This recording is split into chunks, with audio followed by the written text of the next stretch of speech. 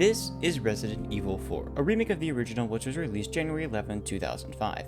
In this game, the player controls Leon S. Kennedy on its adventure through an unnamed village in Spain with one goal: save Ashley Graham, the president's daughter. This is the story of how I 100%ed the remake of Resident Evil 4. Before the video starts, let me explain how things are going to go down. One can consider these the rules, I suppose, but seeming as this isn't a challenge video, these are more just what I consider fit for the best experience in this game.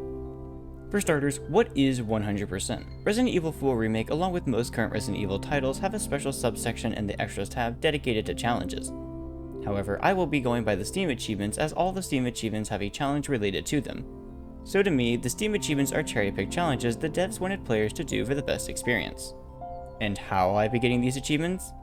These achievements will be obtained fair and legitimately, meaning no exploits or mods. I will, however, be utilizing anything the game does give me at my disposal, such as New Game Plus feature, any bonus weapons, and accessories.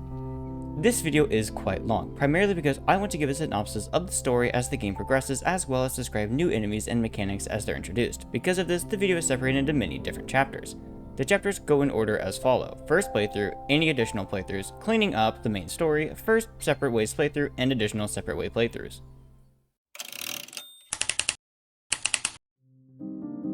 The journey begins with Leon arriving a little bit away from the village, being escorted by two cops. One of the cops leaves to relieve himself but doesn't return for a bit. Worried, the other cop suggests for Leon to go out and investigate what's taking his buddy so long. Leon steps out of the vehicle and I begin to head to a mysterious cabin. I enter the cabin, only to find nobody home, until I enter the kitchen and Leon is attacked by someone. Leon takes out his gun and shoots down the attacker, and I gain the Hunter Lodge's key to open the door to the basement, finally finding out what's taking the police off for so long: death. As I go to leave the basement, the same attacker from earlier returns, now twisted into some weird zombie creature, and makes his way towards me.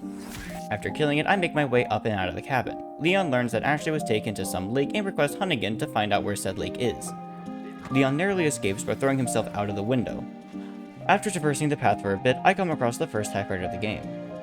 I save and check the storage, noticing two weapons added in from DLCs, the Sentinel-9 and Skullshaker. I decided not to utilize this for my first playthrough so I could get as close to a vanilla experience as possible aside from the bonus treasures DLC. Moving past the save room, I am introduced to the game's first environmental hazard, the bear trap. The bear trap's main purpose is, of course, to trap Leon for a limited time, making it far easier for enemies to hit him. However, enemies can be trapped by these too. While not very useful, there are some scenarios where utilizing a bear trap to stun an enemy for a period of time to run away is pivotal. Leon could disable the bear trap by either having an enemy run into it, shooting it, or by stabbing it with a knife. I'm not sure why this doesn't hurt Leon, but hey, if it works, it works. Past the bear traps, I enter through some gates to the village, and to probably no one's surprise, the other police officer has been caught and is being burnt alive. Little tangent here, but what was the government agency Leon is a part of thinking? This mission is to save the president's daughter, and they send out a single trained agent with two cops who share a single brain cell to an unnamed village without checking to see if there are any potential threats. On top of that, the skilled agent they did send out was equipped with a knife, a handgun with 10 ammunition, and a first aid spray. Tangent aside, this is the first real major encounter of the game. The village is a total onslaught of enemies, and while I don't have enough ammunition to kill the enemies, there are breakable crates around the village to gain more. After a few enemies are killed, or the timer goes on long enough, a chainsaw villager spawns in. My first attempt at this did not go well. I didn't know where to go, kept running into enemies, and eventually got my spine privileges removed by a chainsaw. My second attempt went much better. I still got grabbed by a few enemies, but I knew how to better corral them to avoid them in groups. I also found out that I can go into this building here in order to block off enemies for a bit, as well as getting the game's second gun, the shotgun. After some more maneuvering, the church bell rings and all the villagers are off to go to bingo. Leon's informant, Hunnigan, tells Leon that the lake is located near a windmill, so I head forward in the only direction possible, coming across said windmill. This section has a few enemies to be dealt with, but also introduces the first merchant request. Merchant requests were added in the remake and brought with them additional tasks to complete, with a reward of spinels, a currency used to buy special items from the merchant. In this request, I'm tasked with shooting down 5 blue medallions, each scattered about the farm. Later in the video, I'll go into detail about each merchant request, but know that I'll complete them along the way until stated otherwise. After destroying the medallions, I enter the windmill, to be met with the game's second environmental hazard, tripwire bombs. These are simple to avoid, just crouch down under them, shoot it, or get close enough to the bomb to snip the wire. While they don't bring too much issue, they can be helpful in clearing out enemies, as similar to the bear traps, enemies can trip the wire causing it to explode and either kill them or deal tons of damage to them. At the back of the windmill, I find a yellow herb. A little explanation on herbs. There's 3 kinds of herbs you can find: green, red, and yellow.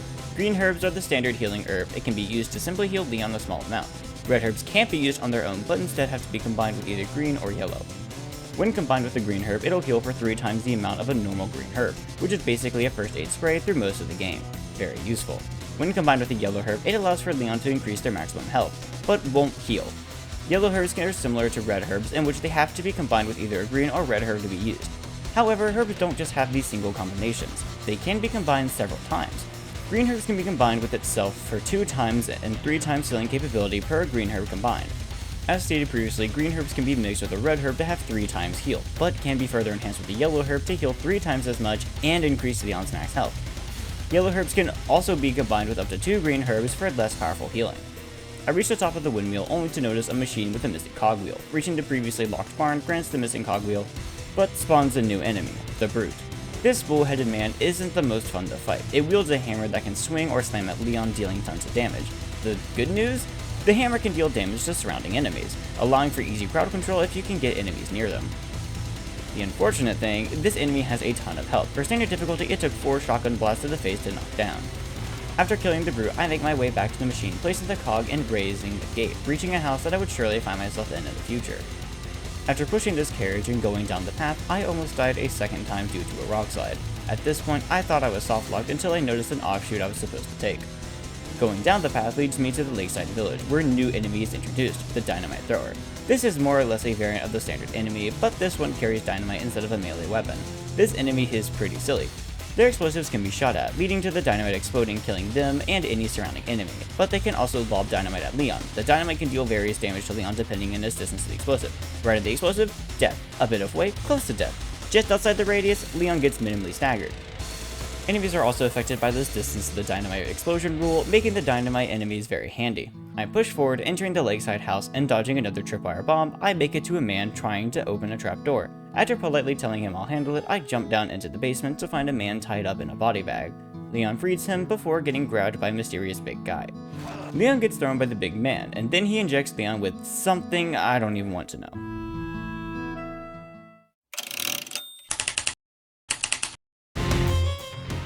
Chapter 2 begins with Leon waking up tied to a chain with the man he rescued. Leon learns that his name is Luis Serra. After breaking free from the chains, Luis leaves Leon, and Leon learns the villagers took his gear, leaving him weaponless for the upcoming section. This section serves as a tutorial for the knife. The knife has 4 main mechanics: swinging or stabbing, stealth killing, parasite removal, and parrying. You can swing the knife by pressing M1, and a stab can be achieved by holding space before pressing M1. Stealth strikes are relatively simple. Sneaking up behind an enemy will allow Leon to stealth strike the enemy, typically instantly killing them or dealing tons of damage. Leon doesn't even have to be crouched, he can simply walk up behind the enemy to enact a stealth kill. Hell, he can even run up to enemies and stealth kill them before he gets caught. Parasite removal is very helpful, as some enemies can transform similar to the first enemy encountered. Killing an enemy will mostly knock them down to the ground, dead, but some will begin to convulse before transforming into a harder enemy. Getting close to the enemy while they are spasming allows Leon to stab his knife into them, removing the parasite and stopping the transformation. And finally, parrying, the most useful thing Leon can use his knife for. Anytime Leon can parry, an indicator at the bottom of the screen will appear, and pressing space while it's there will allow him to parry. Leon can parry all sorts of attacks. Enemies trying to grab him, parryable. Enemies trying to stab him, parryable. Throwing weapons, parryable. Molotovs and fire arrows, also parryable. Every enemy in this game has an attack that can be parried, and learning the timings and indicators when they'll do a parryable attack is beneficial. Parrying also comes with the added benefit of staggering enemies. Any successful parry will stagger the enemy for a short time, but some will stun the enemy, allowing for stealth kills like knife attacks or a melee attack. Quick briefing on melee attacks: shooting enemies in certain locations, easiest with the head, or parrying them, will bring up a prompt to melee them. Hitting the melee key will cause Leon to kick the enemy, dealing damage and also knocking them back or to the ground.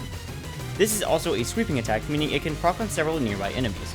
This is also where I get my first achievement of the game, Knife Basics, for successfully parrying an enemy.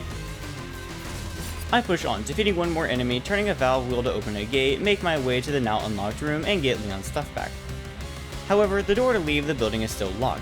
Before figuring out a way to unlock it, a polite cloaked stranger opens the door for Leon. This is the merchant, a very handy ally in Leon's quest. Any treasure I've picked up, I can sell to him for pesetas. With pesetas, Leon can buy new weapons or resources, or can upgrade his current weapon. This is also where I get my second achievement, Nice One Stranger, for completing any merchant request. My third achievement soon followed, my preferred piece, for upgrading any weapon. Finally, I finished off with the merchant by selling some treasures, buying the rifle, and upgrading my cache size. The merchant offers a request, which I go and complete.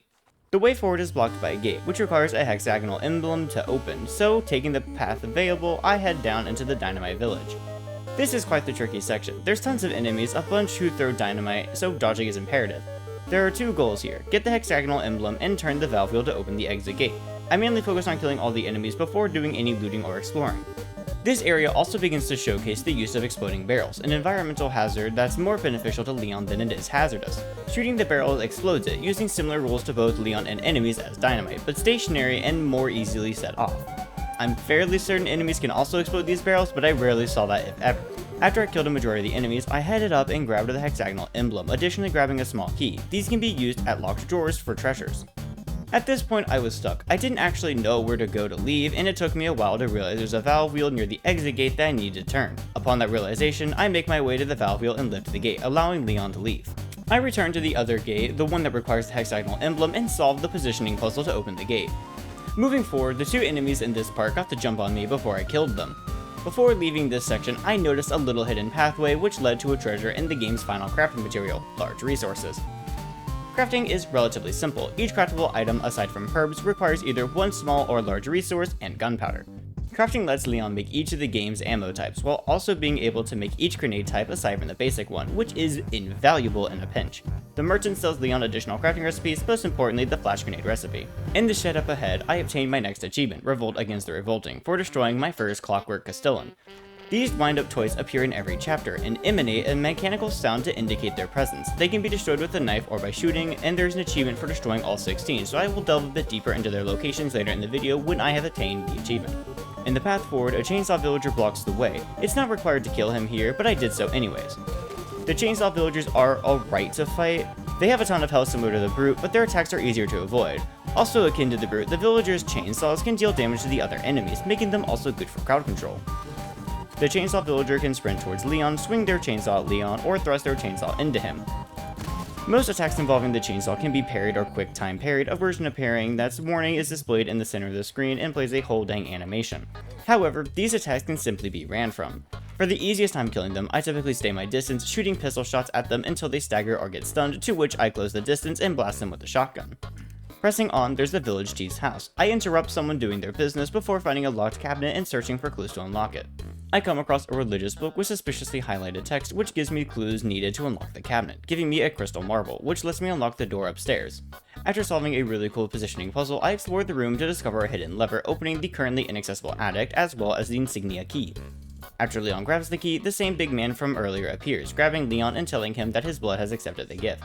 Leon was saved by some mysterious in-and-out person shooting the big guy. He soon leaves the room, leaving Leon to ponder what he meant by blood in his gift. This chapter begins with Leon getting a call from Hunnigan, telling him that Louise Sarah used to work for Umbrella, an evil corporation who caused a lot of the issues which each Resident Evil game shows. Hunnigan tells Leon to head to the church, and he does. On the way out of the house, I hear a bear trap go off and the whimpers of a dog. Going in the direction of the whimpers reveals a dog stuck in a bear trap. Leon frees the dog, and the dog runs off. Hopefully he'll be back in the future, but for now I press on, unlocking this gate and heading back to the village. When returning to the village, the local populace decided on some redecorating, by blowing up the tower and blocking Leon's path to the church. A new enemy is introduced here, the Comilos, little devil dogs that hunt Leon down. Most of the attacks involve lunging at Leon, so it's best to take them on at distance. I typically shotgun blast them, but any gun that dishes out high damage works. After clearing out the village, I try to find my way out, coming across a padlocked door. Some doors will have these padlocks, which they can simply be shot at or knifed to remove. Going forward, I enter the town hall, which introduces a new type of healing item, Vipers, which can be found throughout the map or hidden in certain crates. The merchant then gives me a request to sell 3 Vipers. Making it to the church, I greet the local gravedigger before realizing the door to the gate is locked. Before pressing forward, the merchant gives me another request, which I fulfill, and I head down to the quarry. Introducing the Molotov Villager! Simply put, they throw Molotovs. If they land on Leon, it sets him on fire, but if it misses, it creates an area of fire that sets enemies as well as Leon ablaze. Leon can also shoot the Molotovs out of the enemy's hand, creating the area of fire at the enemy's foot. Leon can parry the Molotovs and send them back to the thrower like some kind of game of tennis, like, okay. Moving past that, I reach the quarry and kill some more devil dogs as I hear the soft snoring of impending doom. The merchant requests for some more blue medallions to be shot down, which I complete when I can. Speaking of the merchant, he has a little game for Leon. This is the shooting range, a side area full of shooting minigames introduced in the remake. Leon can play up to 3 games for now, but eventually it'll go up to 12, and each one rewards with silver or gold tokens depending on his score. Leon can use these tokens on a gacha machine to gamble for charms. Up to 3 charms can be attached to his cash, which provide niche effects like a chance for more ammo when crafting, healing items being more effective, or some of the more useful ones reducing upgrade prices or even increasing Leon's move speed. There are 3 achievements related to these minigames, one of which is getting an S rank on all of the games, so I will defer talking about these games for now and talk about each one later in the video, but I will note anytime I go in and any interesting charms I obtain. For now, I S rank all 3 of the first games and get my 5th achievement, Amateur Shooter, for completing any game at the shooting range. On the way, Leon watches some villagers feeding their pet fish the remains of one of the police officers. Leon luckily finds a boat which will help him cross the lake to get to the church key, but it's out of fuel. But even more luck, the nearby fish farm has a shed with more fuel. I enter the fish farm, with Leon dropping down like the elegant prince he is. I take down the brute and clear the area of remaining enemies. Another healing item is introduced here, a black bass, and I also gather enough vipers to complete the merchant request. I find the boat fuel and make it back to the boat, fueling it, and drive to the center of the lake before something goes wrong. The fish from earlier appears, and Leon is dragged into his first boss encounter. The Del Lago boss fight is simple, but it took me ages to learn that. I'll go over how I felt about this fight in other playthroughs, but with this being standard mode, the fight really isn't all that hard. Leon has to throw harpoons at the big fish, occasionally having to dodge lake debris or the fish by moving the boat. After enough damage is dealt, Del Lago will go into an intermission phase where the boat stops moving and Leon has to hit it in the mouth to stop it from charging at him.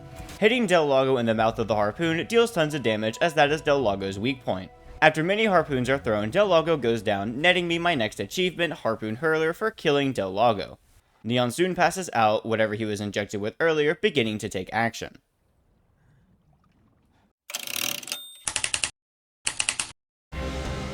Leon wakes up from his 3-hour passed out induced nap and heads to a dock. Moving forward, the next enemy of the game is introduced, the Gadana. This is one of the additional forms an enemy can take after dying. The Gadana are simple to avoid, just keep at distance and shoot at their head with a pistol. If Leon is too close to the enemy, they will whip their tentacles at him, which are parryable. They're pretty simple to take down, and as a bonus, fun fact, these, along with all the other variants, can be instantly killed with a flash grenade. Leon heads into a cave and finds the key to the church, locked by something that requires 2 additional keys to unlock. Thankfully, the mural in the next room tells Leon exactly where these are, so he heads to a boat and begins driving to these locations. I also get the Way Shrine key for additional treasures along the way. This chapter is filled to the brim with backtracking, so I'll keep it simple and touch upon each island. I first head to the center of the lake, where a wrecked boat is found. On the boat is some treasure along with the unique weapon, the Red 9, but I do not utilize this gun at all. I next head over to the chicken farm, where I get a bountiful amount of eggs, as well as a golden egg which can be sold to complete a merchant request, and I sell it on later. I then return to the lakeside village, to which several things are now unlocked to me. For starters, I open a Way Shrine lockbox for treasure, then open a gate with the insignia key that leads me to an area which gives me another merchant request and leads me to an area which was actually shown in the first cutscene of the game.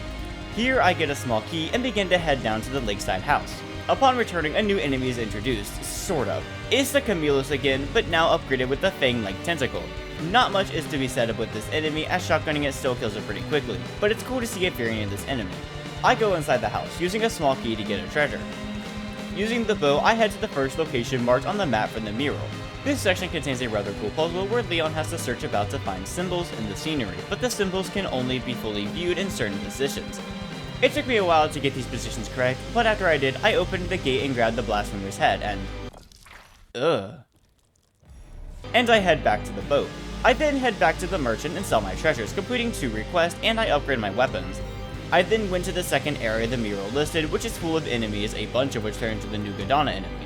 After clearing them out, I solve the symbol puzzle and grab the apostate head, and still gross, and make my way to the mural cave to place the 2 heads and grab the church key. I now head back to the church, stopping by the merchant before encountering the second boss of the game, El Gigante. After being woken up by some red-cloaked freak, the giant begins to attack Leon. This boss has a few different attacks. He can charge at Leon, which is easily dodged by moving out of the way. He can also slam attacks in succession, which can be dodged by moving out of the way, and he can leap at Leon. Back to the fight, I use my rifle and shoot him down, eventually revealing his Plaga, which can be shot at to deal extra damage. Eventually, I deal enough damage to force the giant to a stun, allowing me to perform a knife attack directly on his Plaga, dealing tons of damage. And then, oh my goodness, it's the dog Leon saved! Ready to help Leon in a tight spot just as Leon helped him in a tight spot. This giant was angry at this, so tried throwing a building at Leon, missing, and the dog bit his ankles. He then charges at the dog, rimming into a cliffside which causes a landslide to fall on him, allowing me to dish out tons of damage on the giant's Plaga quickly. After a few grenades and a final rifle shot, the giant is killed. I collect the items scattered about the arena to refuel, and then walk up to the dog with Leon telling him thanks. Also, why can't I pet the dog? I'd understand it if it was a wolf, but it's not. Just another case of game developers making adorable animals that the players are forbidden from petting. Leon heads back to the church and an involved Camilo's appearing before being put down. Leon enters the church solving a really cool stained glass puzzle that just makes the church look really nice. I head up, opening the door, and Ashley greets Leon in the most diplomatic way she was taught before she runs. Leon follows and they both watch as a mob of villagers begin to make their way to the church. Ashley realizes that Leon isn't a threat and begins to follow him. I request for Ashley to lower this ladder and we make it out of the church by jumping out the window. Ashley is an integral mechanic within this game and Leon's goal is to protect her. She can be picked up by enemies and dragged off screen, causing the game to end. Enemies, and even Leon, can hurt Ashley and kill her, also ending the game. Ashley can stay close to Leon or be further from him. Honestly, I never saw the benefit of either, so I always had her stay close to Leon. Leon and Ashley head to the village and I clear out any enemy that stands in our path. Eventually, I reach back to the town hall and the merchant has a request for Leon to kill a savage mutt. There are 3 of these kill X enemy requests, so I'll describe them in more detail when I'm describing all the merchant requests later, but I do complete these and I'll note when. Me and Ashley make it to the village and clear out some more enemies, heading back to the farm from chapter 1 and clearing it out as well. At this point, I backtrack to kill the wild dog, kill it, and head forward across the bridge. Before Leon and Ashley are overrun by enemies, Luis tells us to come inside. This is the villa section. It's similar to the very beginning of the game, a total onslaught of enemies, but now, Leon's confined to just a single house. Enemies will enter into the villa via windows, which Leon can board up with planks. I start up by boarding the window closest to the stairs.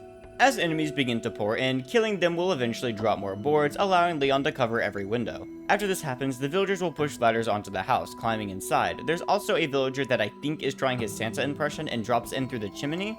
Going upstairs lets Leon kick down the ladders, and following the pattern of knocking the 2 ladders down will eventually cause a brute to appear. This brute is very important. While the villa is a timed segment, the villa can be cut short by killing the brute. So after killing him, Ashley calls out to Leon and Luis and they escape from the villa.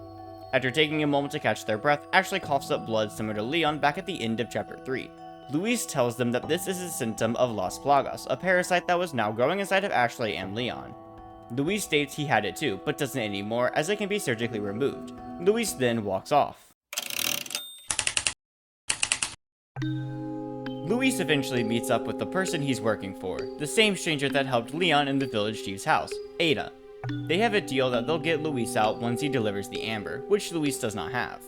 Going back to Leon and Ashley, Hunnigan tells Leon that the copter can't land due to the weather. Leon and Ashley need to find safe ground, so they press forward, continuing on to a heavily guarded checkpointed area.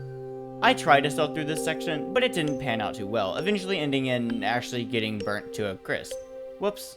I load back and try again. This time I stay away from the area I did before, which gets Ashley captured by the enemies. Shooting the kidnapper and freeing Ashley gives me my 7th achievement, talk about a near-death experience, for rescuing Ashley when she got captured. I clear out the enemies and Ashley almost burns to death again. Leon and Ashley push on, making it out of the first checkpoint and into the next. This area is strangely quiet, with only a few enemies which are killed rather easily. In order to go forward, I need a hand crank to open the gate. Exploring, I find a locker, which I tell Ashley to hide in, and jump down finding the hand crank, which is immediately taken by the Bella sisters. These enemies are exactly the same as the chainsaw villager from earlier, but now there's 2 of them. My strategy for them was flashbang and shotgun, which ends with me getting another spinal surgery and sending me back. My second attempt ends in the same way, but my third attempt, I stick mainly to the same strategy, but throwing an additional grenade for more damage. I begin to parry the insta-kill attacks, and yes, Leon can parry an active chainsaw too. Eventually, I kill both sisters and finish off the enemies, grabbing the hand crank and calling Ashley out from hiding. Upon opening the gate, the big guy from earlier appears to grab Ashley. Side note, this is Mendez. I'm not sure when his name is stated, but that's what it is. Mendez tries to grab Ashley, so Leon stabs him and they begin to run away. This is a fun little run and gun section where Leon shoots enemies in his way. Eventually, I make it to a very unstable bridge and it collapses right when we get to the end. Mendez stops the chase, but I know he'll be back. Sooner, as in the slaughterhouse ahead, he appears. Leon tries to take him down with an exploding barrel, but he turns into this instead. This is the next boss fight. For his first phase, he has several different attacks. For one, he grabs Leon, mostly dodged by evading. He also slams down, which too must be evaded.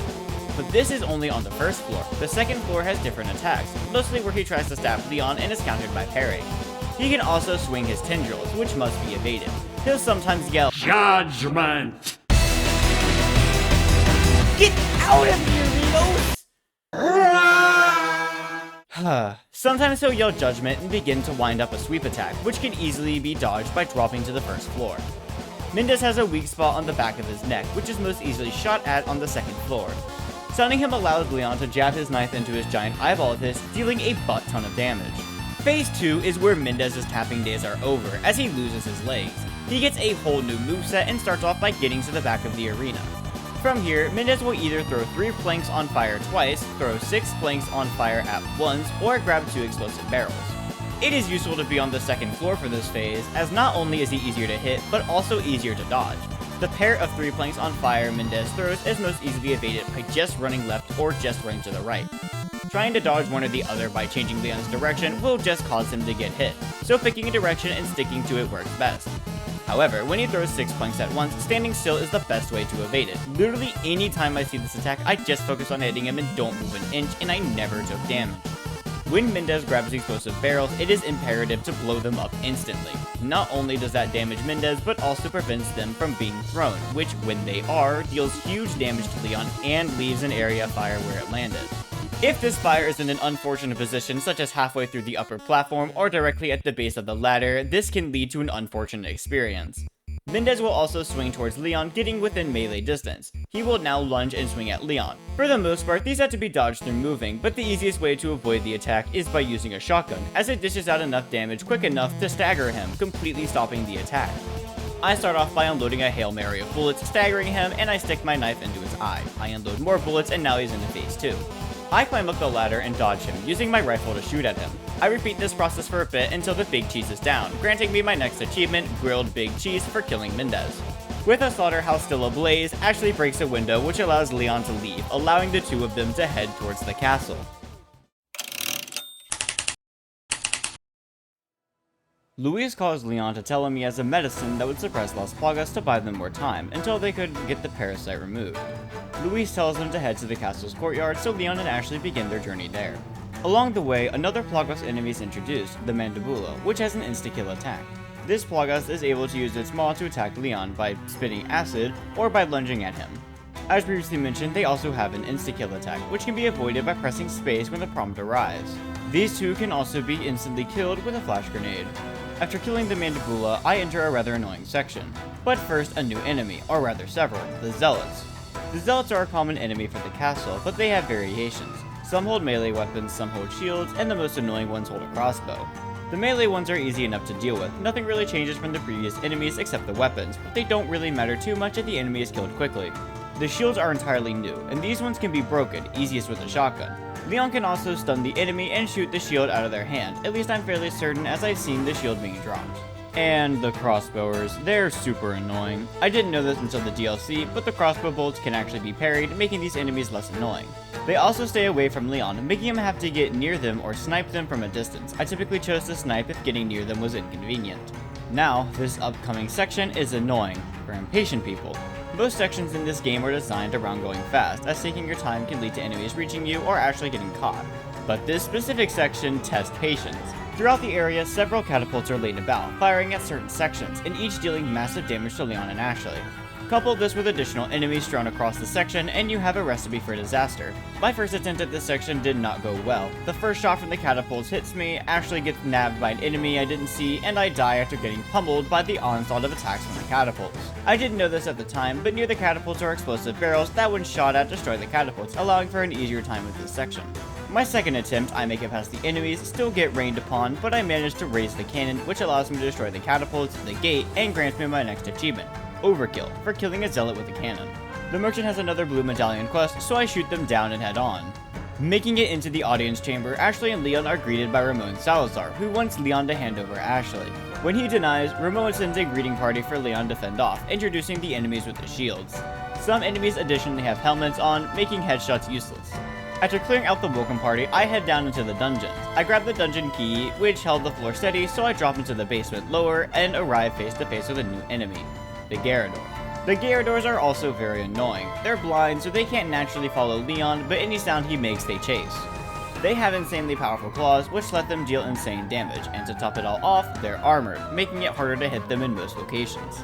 Their weak point is on their back, and hitting it staggers them for a few seconds. This is the best opportunity to dish out large damage. I stick to high damage dealing weapons, and soon the beast falls, letting me exit the room and return to Ashley. Together we head to another room with the gate puzzle. It's really simple. Shoot the pictures on the gongs that match the pictures on the gate, and the gate will open. I solve another puzzle that tells the life story of a knight in 4 pictures and make it back to the audience chamber, where Leon is allowed to swing across chandeliers.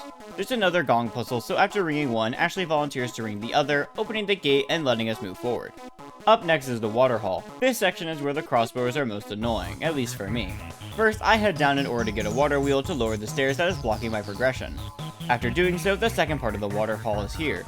This section is entirely reliant on being able to protect Ashley, as she needs to turn 2 wheels on the upper platform. When she starts to do so, the enemies pour in. It was easier to snipe the enemies as they enter, but if they got too close to Ashley, I typically use my pistol to get more controlled shots. Enemies are also going after Leon, making it a juggling game of protecting Leon and Ashley. I just shotgun most enemies that try to attack me and continue focusing on Ashley, and she got captured. No worries, throw a flash grenade which stuns all enemies in its radius and Ashley is dropped. I clean up the enemies while they're stunned, and soon all the platforms are raised, allowing me and Ashley to escape. We make it to the courtyard, but unfortunately Ashley is subdued by the Plagas, making her lose her cool and attempt to kill Leon with his own knife. She soon gains control back and regrets what she did, so runs away, leaving Leon by himself. Truly by himself, as the gates close, forcing Leon to find a new way to Ashley. Leon calls Hunnigan to tell her that Ashley ran off, but the reception is really bad, so instead I go over to the pond to do some fishing, eventually making my way to the merchant and purchasing a very useful item, the body armor. It allows Leon to receive less damage overall, even allowing him to tank explosive hits, as the body armor takes priority of explosive damage rather than Leon's health bar. It can be repaired by the merchant. I give my body armor a test in the next area, which introduces the summoner, or... yes, that. While he doesn't do much himself, literally I don't think I ever once got attacked by him, but he is able to force surrounding enemies into their Plagas form, while also staggering Leon for a few seconds. However, he can easily be interrupted with flashes or shooting, but even still, if I see him, he takes priority. I'd rather him be dead than stunning my boy Leon. He's also easily killed with the shotgun or rifle. This section didn't prove to be too difficult. My first attempt didn't end well, Leon got his head bit off, but I did earn my 10th achievement, Shield Your Eyes, for killing 3 enemies with a single flash grenade. My second attempt I actually succeeded, after deciding to rush onto the summoner instead. Once he's dead, the enemies soon follow, and I learned that I could have dropped a chandelier to kill several enemies at once. Going through the next few rooms leads me to the bindery, and Ada finally greets Leon. She tells him to leave Ashley, but Leon tells her he doesn't quit easily. Ada leaves and Leon goes on to save Ashley. In order to get out of this room, I need to collect 3 lithographs, which allows me to open a door after moving and flipping them to match their faded depictions. Up ahead, another enemy is introduced, the final form of Las Plagas, the Arana. I hate these things. Not because of anything they do, but just look at them. Ugh. These enemies scuttle about, looking for a host to possess. If they find one, they latch onto them, making that enemy faster at the expense of really being like a zombie, only utilizing their hands to hurt Leon. The Arana can thankfully be shot off the enemy's backs, or the enemy can be killed for a forced removal. If there are no hosts for the Arana, they attack Leon, trying to latch themselves onto him.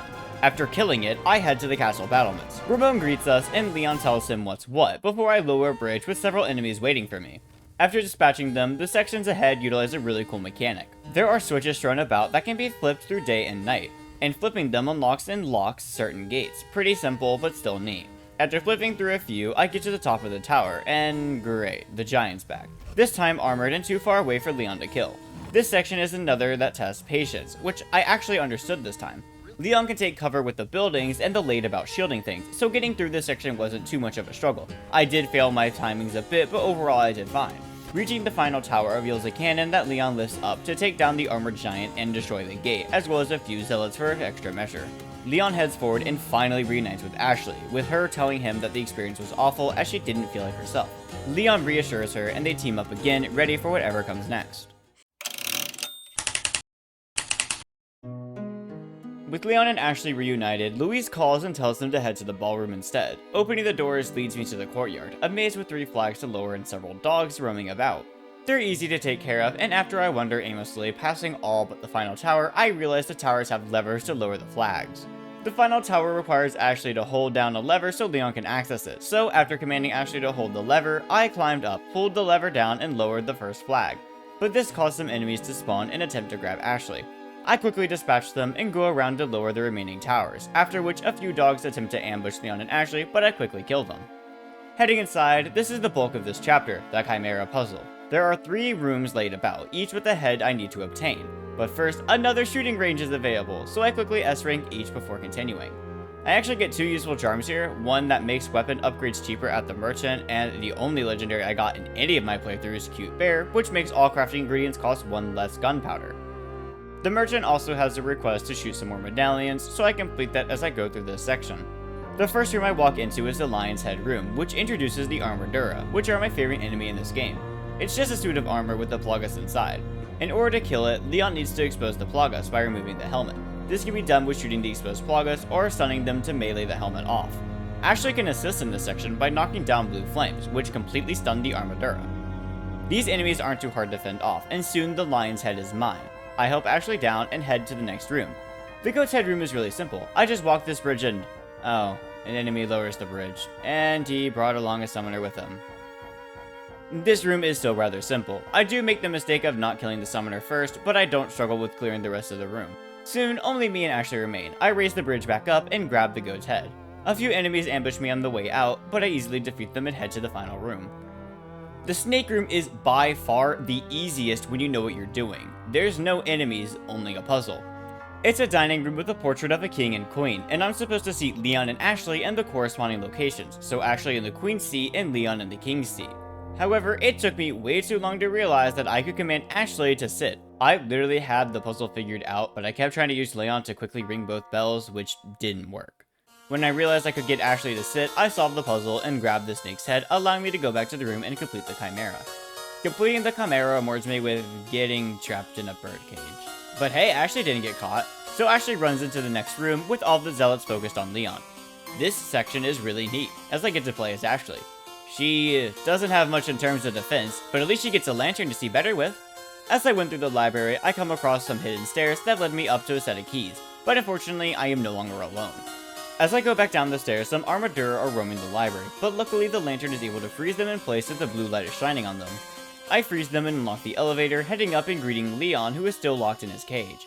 Ashley looks around and finds a note with a printed time on it, useful as she stumbled across 2 clocks in this section. Inputting the time listed opens a secret passageway, and I head to the other clock, inputting the time there too and enter the mausoleum. I call the elevator, but I'm jumped by 2 Armadura, who I freeze, enter the elevator, and go down. Ashley expresses her disdain for the armor guys before promptly entering a room full of them. This section has a gate puzzle, where Ashley needs to pull the chains to ring each gong to unlock the gate. I ring the gongs, opening the way to the crypt. I solve another puzzle which has me placing the lanterns on certain pedestals to open the crypt, granting me the Salazar family insignia, which lets me free Leon. Unfortunately, this causes me to lose my lantern, leaving me defenseless against the enemies. As I head back to the upper library, several Armaduras try to kill me, so with some dodging, I make it back, placing the insignia to open the door.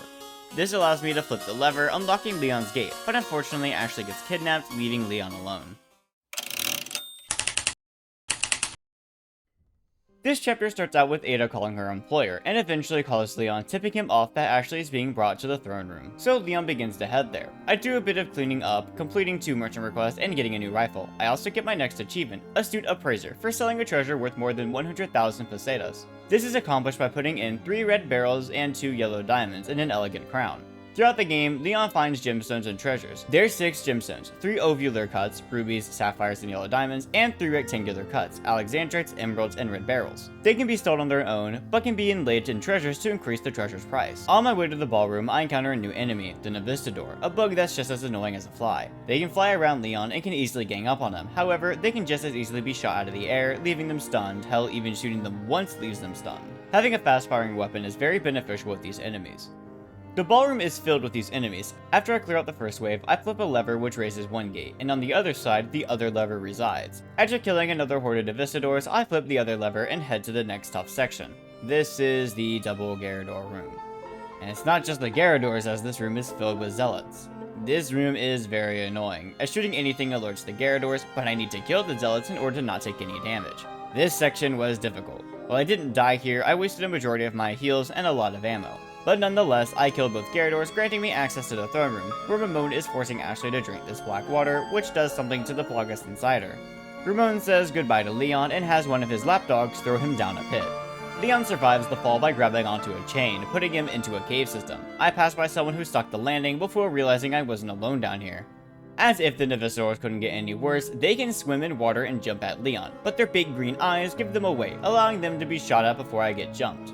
I soon make it back to land and climb out of the deep cave, and I enter a laboratory-looking area which has an unpowered elevator. To turn on the power, I flip a circuit breaker and go towards the second when a tail attacks me.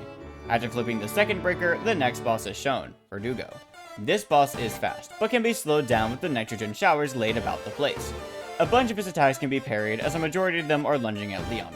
A few attacks need to be evaded, which is when it tries to attack with its tail.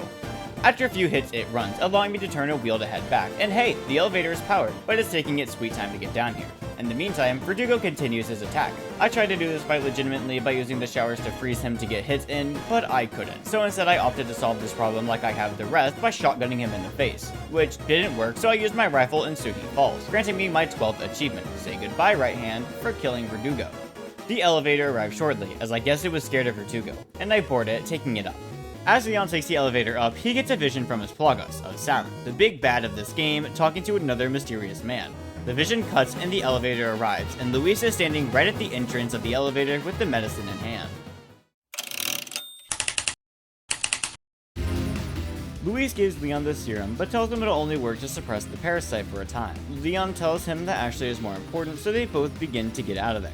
There's another shooting range here, one Luis attends with Leon. I S-rank all of the available games, get no interesting charms, and leave.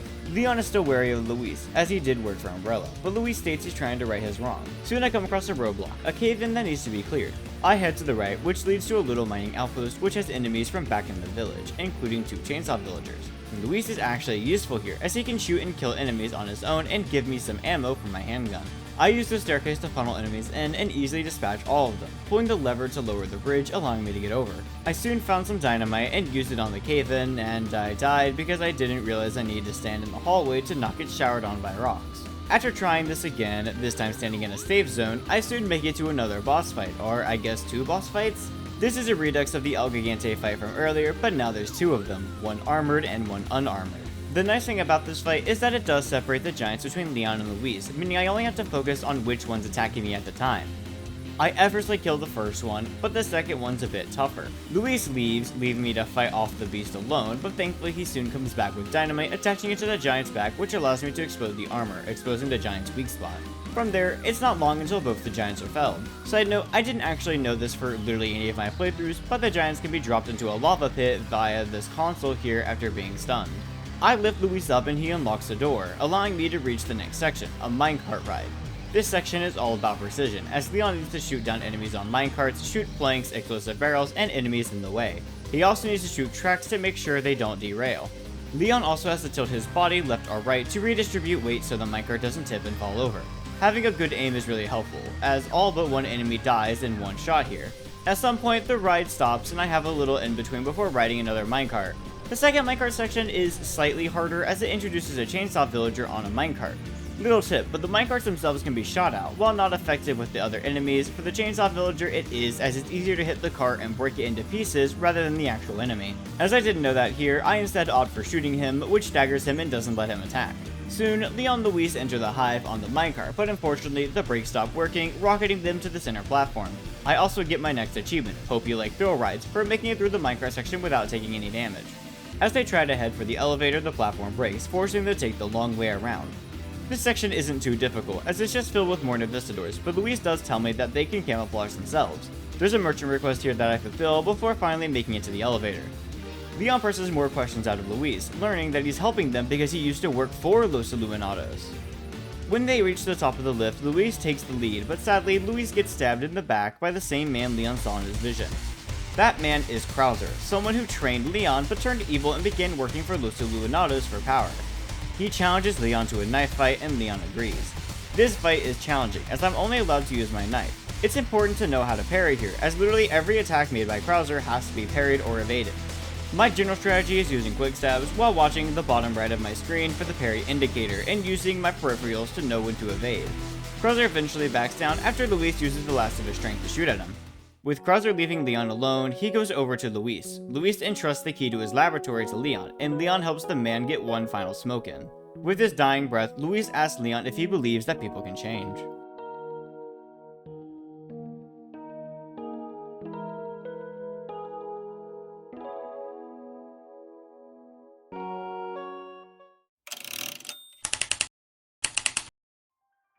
Leon tells Luis that he was a fine knight before heading to a lift to continue his mission. Ada calls him and tells him that Ashley is being taken to the top of the clock tower, so that's where Leon heads, taking a gondola to the entrance. Upon entering, Ramon complains about Leon's persistence before seizing enemies on him. I take out the enemies and head up the stairs, only for a statue to start moving and start shooting flames? Okay. I time it out and move when the flames would be chasing me and make it past only for an enemy to begin dropping spiked balls down the stairs. The game gives several areas to not be hit by these, so after taking out a few more enemies and the spiked ball dropper, I flip the lever and begin ascending the clock tower, beginning the lift segment. Several enemies begin pouring in, climbing up in an attempt to jump onto the lift, even a summoner shows up. I fail to stop every enemy before they can jump onto the lift, but I soon make it to the top. I see Ashley being taken into some room across the way and begin to head there. I step on some platforms, which sounds indicate they're easily breakable, so I decided to run across them, ending in death. I try again, making sure to step lightly, and I make it across. Before going to where Ashley was taken, I used the merchant to buy the exclusive upgrade for my pistol, giving it times 1.5 power, and getting my next achievement, a masterpiece. I soon reached the place Ashley was taken to, but arrived too late, and she was handed off to Krauser. Leon, annoyed with Ramon, tells him he talks too much and shoots Ramon down, which he doesn't take too lightly and turns into that thing. This is the Ramon Salazar boss fight, and it was kinda difficult. There's an attack that instantly kills Leon, but it can easily be dodged by just moving out of the way, something I didn't learn until a few tries in. Ramon can also spew vomit towards Leon, which again is dodged by running away. He's also able to spit out these pulsating vomit piles, which explode after a time when touched or when shot at. This fight took me several tries, mostly because I didn't know how to dodge the insta-kill attack, but other than that, the fight went smoothly. After continuously shooting him with my pistol, shotgun, and rifle, and staying away from the big scary monster man, Ramon is killed, grading me my 15th achievement, No Way Bro. I take a lift down and watch as Krauser takes a boat, and luckily Leon finds one, just without a key, but Ada shows up, key in hand, forcing him to share a boat to the island. While driving to the island, Leon states he thinks he's changed, with Ada saying he hasn't. He soon asks her if she's changed or if she's just using him again, to which Ada gives a vague answer to before leaving him. I climb up a cliff and see Ashley being taken somewhere, so head that way. I begin to make a scene which introduces a few new enemies. First, it's the Brute again, but now with the wrist attached to minigun. He's not that hard to defeat, and his minigun can be shot out to explode it. And then the common enemy for this section, the soldiers. Now, they can wear armor on their heads and chest, and ones who carry shields now hold metal shields which can't be broken. In addition, some soldiers hold taser sticks, which heavily staggers Leon if he's hit with it. After cleaning up the enemies, I move these turrets around, which let me enter the facility. I continue forward, killing a few enemies until being shown another enemy. It's a soldier that wields a rocket launcher. The good news is that it gives a laser sight so that I know exactly where the rocket launcher is at. And similar to the summoners, these guys are first on my kill list if there's other enemies nearby. After dispatching the rocket launcher and a few extra enemies, I make it inside the facility and find Ashley, locked inside a room where I need a level 3 keycard to enter. So Leon heads to find said keycard, which leads me here. After realizing the power is off, I head to the circuit breaker and... oh god. Ignoring that, I switch the power over to where I am and solve a little electrical puzzle, and before I could leave, I'm ambushed by yet another new enemy, a very annoying enemy. The Regenerador is an enemy that has to be killed in a very specific manner, and each one, their lives plaguses that need to be killed for it to die. The only issue? I can't see these parasites unless I chop away at it and momentarily reveal the parasite. But, true to its name, it regenerates, covering up the exposed parasite. This enemy was grueling to defeat and took away all of my remaining ammunition, leaving me with barely anything. I did manage to kill him with my knife, but that worried me.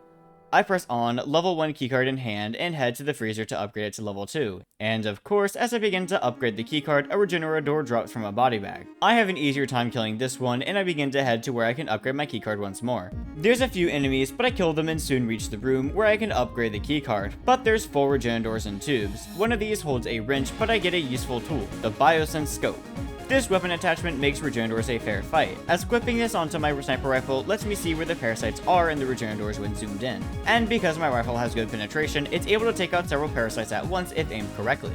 Basically, the scope trivializes them. So I cleared the room of all 4 regenerators before upgrading my keycard, which summons an onslaught of enemies. They are effortlessly killed, and finally, with my keycard, I go to Ashley's room and inject her with Luis's medicine, stopping the parasite from incubating and buying her more time to be cured. Ashley wakes and thanks Leon. Leon then calls Ada and asks her where they could find the lab Luis was talking about, and she points them towards the top of the facility, so that's where Ashley and Leon head. However, before I can make progress, the final 3 games for the shooting range are here, which means it's time to explain all the shooting range minigames. Starting off with 1A, this one uses the pistol. It's relatively simple, and even showcases the strength of the pistols. Fast firing and pretty accurate. It didn't take long for me to S-rank this game. 1B utilizes the sniper rifle, and even showcases its strength as well, being able to pierce through several targets. Similar to the first one, it didn't take long for me to S-rank. 1C uses both the pistol and the rifle, and forces me to switch between them constantly. I use the pistol to shoot close and fast targets, and use the pistol to shoot far away and stacked targets. 2A utilizes the TMP, and honestly is the reason I didn't utilize this weapon for my playthrough. While it's fast, it's also inaccurate, having a large spread that rivals a shotgun. And that isn't bad, since its fire rate can be used in bursts to better contain the spread. But for the minigame, it's just not ideal. All shooting range games have a skull emblem that needs precision to be shot, but the TMP's little accuracy makes it a headache to shoot down. It takes me a bit, but I do eventually S-rank this game as well. 2B utilizes the shotgun, and is the opposite of 2A, actually showing off the strength of the shotgun, the spread. This game has me shooting the middle of several targets, so the spread of the shotgun reaches all 3 and knocks down each of them. I soon S-rank this one as well. 2C utilizes both the TMP and the shotgun, so I switch between them, the TMP for crowd control and the shotgun for the smaller grouped pirates. 3A uses a different pistol. This game is similar to 1A, but it gives me several dynamite yielding pirates which destroy all targets currently shown. It doesn't take long for me to S-rank this one, and I move on to 3B. This one uses another pistol, the Punisher, which can be bought from the merchant and has great penetration, which is showcased here as the targets are placed in a way that makes good penetration aiming necessary. This one takes me a while to figure out, but I soon arrive victorious and S-rank it as well. It's a similar story with 3C, it uses only the Punisher, but has additional dynamite pirates requiring me to time my shots so all targets are shown before the pirate goes away. 4A uses the Punisher and shotgun and wasn't too challenging. I have to be careful with how many shots I use, so I use the shotgun for groups and the Punisher for targets in a line. I also get my 16th achievement, Trick Shot, for shooting through and destroying 5 targets at once. Soon I S-rank this game. 4B utilizes the Bolt Thrower, and I am glad I never used this. I think it works differently in the main game, but it just sucks here. Trying to aim it isn't fun, and even when I do aim it, the shots take forever to reach the target. But it does showcase the benefit of the Bolt Thrower, attachable mines. These work as a more controlled grenade. Utilizing this, it takes a bit, but I do S-rank this challenge as well. 4C uses 4 weapons? The grand finale of the shooting range uses the pistol, a sniper rifle, the TMP, and the shotgun. This one took forever to figure out. I start out by using the pistol, and I switch to the rifle for these longer shots. Soon, a full line of targets appear. Now, my first thought was to use the TMP, but it's far more beneficial, at least it was to me, to use the shotgun as it killed the barreled targets faster. Soon I reloaded, opting to reload my shotgun, then my rifle, then pistol. The next section I used my pistol, which these flying targets made harder. I had to learn how to shoot ahead as they were just a bit further back than most targets. Now, in this section, it might seem useful to use the rifle for precise shots, but I opted to use the TMP, taking out the sailors so I have complete and easy access to the incoming pirates. I used the shotgun to take out a line of barreled pirates, before switching to the sniper rifle to use precise shots to pierce several targets twice. I then shoot some dynamite, which pushes me into the bonus time, where I use the TMP to knock down most of the targets and finally secure the S rank. This granted me my 17th achievement, Real Deadeye, for getting an S rank on all shooting range games. Finally moving past the shooting range, Leon and Ashley continue their journey. Eventually I reach somewhere where Ashley needs to hold a lever down, and just like last time, when I unlock the door, enemies come flooding in, unfortunately successful in taking Ashley away. Trying again, I fend the enemies off better, and soon me and Ashley encounter a regenerator. I kill it and wait. This is an Iron Maiden, a worse version of the Regenerator. It has needles that it can shoot from a distance and even has an insta-kill attack if it's close to Leon. All the parasites are in its head, so after a few careful shots it goes down. Then I reach a section where I have to separate from Ashley as she holds a bridge steady for me. I get to the other side and pull a lever, getting power to where we need to go. Unfortunately, some enemies come in to take Ashley, and as I go to save her, a Regenerator spawns. As I kill it, Ashley gets taken away. So I tried again, this time not killing the Iron Maiden as quickly, which caused me to take more damage than I should have, but I protected Ashley, allowing us to get to the next section, but not before I quickly complete another pest control request. This area has a wrecking ball, and Ashley notices that the way forward is blocked, to which she hops into the vehicle to bust a hole that they could get into. This segment is tough. It's another section where hordes of enemies spawn in, and I need to methodically take them out. Now, a majority of this battle isn't that difficult, even though there's hordes of soldiers and several brutes. No. The real issue arises when a horde of Arana gets thrown into the mix. I quickly die and try again, this time saving the explosive barrel for when the Aranas arrive. This push lets me proceed and soon the wall is broken. It was at this time that I realized I had somehow missed 2 requests. Not just missed, but failed, meaning they were in a prior chapter. So I decided to stop doing merchant requests at this time. So me and Ashley take the lift and we entered an area where several ambered plagas are. After inspecting a rather large one, Sadler makes his appearance to Leon and Ashley and tries to get Ashley to kill Leon again. Ashley resists and is taken away by Sadler, leaving Leon to once again follow her. After clearing out a camp, Leon finds himself face to face with Krauser once more, this time in a deadly booby trap location. This section is filled to the brim with bear traps, upgraded tripwire explosives, which can only be detonated by shooting it, and mini turrets that shoot at Leon. Not to mention Krauser shooting explosive arrows or using a submachine gun at Leon. This is another section where patience helps, but also a general knowledge of where all the traps are helps as well. As I go forward, Krauser constantly hits me with his explosive arrows, and I constantly run into his traps, not exactly understanding the distance on where to disarm the tripwire traps yet. I push forward and soon fight Krauser face to face again, but this time I have access to my full arsenal. While the parry timing trips me up a few times, I shoot him down and Krauser decides to show Leon exactly what Los Illuminados offer to him and transforms himself to have more deadly arms. Leon is unamused. After a small segment of more traps, I soon find myself in a proper boss arena. Krauser has several different attacks that mostly follow him meleeing Leon. A majority of the attacks are dodged through parrying, while some of his attacks have him leap towards Leon and these need to be evaded. He'll sometimes jump up to the cliff face and do a slam onto the ground, to which Leon needs to climb up one of the ladders to get onto the second floor to avoid. I pelt him with my rifle and pistol, to which he can block through using his mutated arm. It doesn't take long for Krauser to die, letting Leon finish the job and granting me my 18th achievement. You used to be a good guy. The penultimate chapter of this game. Leon starts off in the building he entered after killing Krauser and heads his way up the tower. After a bit, a few enemies are waiting for him, but someone from the skies is here to help. Finally, the copter Hunnigan sent all those chapters ago finally arrives and assists Leon in killing some enemies. It even blows up the blockage, allowing me to continue. However, the enemies soon retaliate and stick an AA turret on Mike. Leon has to find a way to disarm it, so I climb up this tower, killing enemies that stand in my way until I reach a minigun turret and shoot down the AA gun.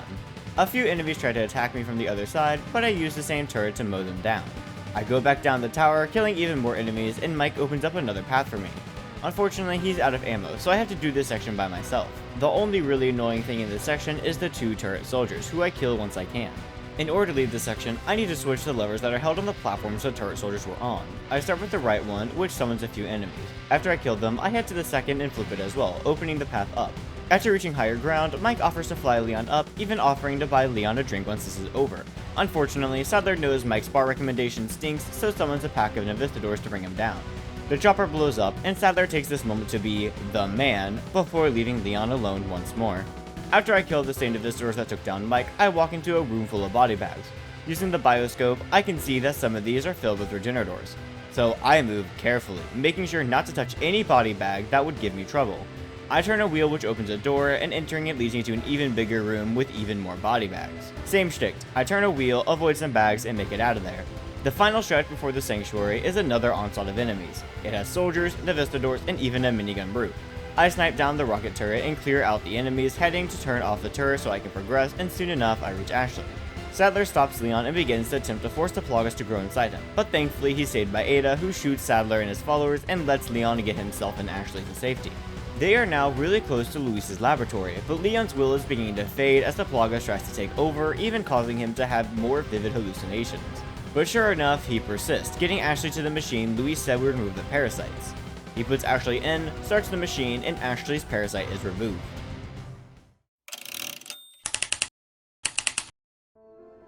The final chapter of this game opens with Leon getting his parasite removed as well. He talks with Ashley, who is doing better now that the parasite is gone. They both get ready and begin to push forward to escape the island. With only a few Navistadors on my way, I get the final treasure from the island, getting me my 19th achievement, Raider. I'd like to talk about the island's treasures for a bit. Some I found cool or hard to get. Each section of the game has an achievement like this, so I'll do this with each as I get them. Honestly, the island didn't really have that many difficult treasures to obtain. I think a cool one to get was the first treasure, where I had to turn a turret away from it so I could open the box to obtain it. There's also this one, which was hidden in a dumpster. I mean, without the map, I probably would never have known this was a thing. When the Navistadors first show up in Chapter 15, right below them there's a royal scepter, which is just absolutely glorious to behold. The final one I obtained is El Illuminato's pendant. Unfortunately, the other chapters had harder treasures to obtain, and ones that require far more backtracking, so this section wasn't all too interesting. Speaking of treasures, I sell all my remaining treasures to the merchant, and I even have enough to buy a rocket launcher, which deals outstanding damage enough to one-shot anything in the game. I intended on using this for the Saddler fight, however I never did, because I knew I'd be using this for future playthroughs, and I wanted to actually see the Saddler fight at least once. When walking outside, Ashley notices Ada tied up, and Leon goes alone to free her.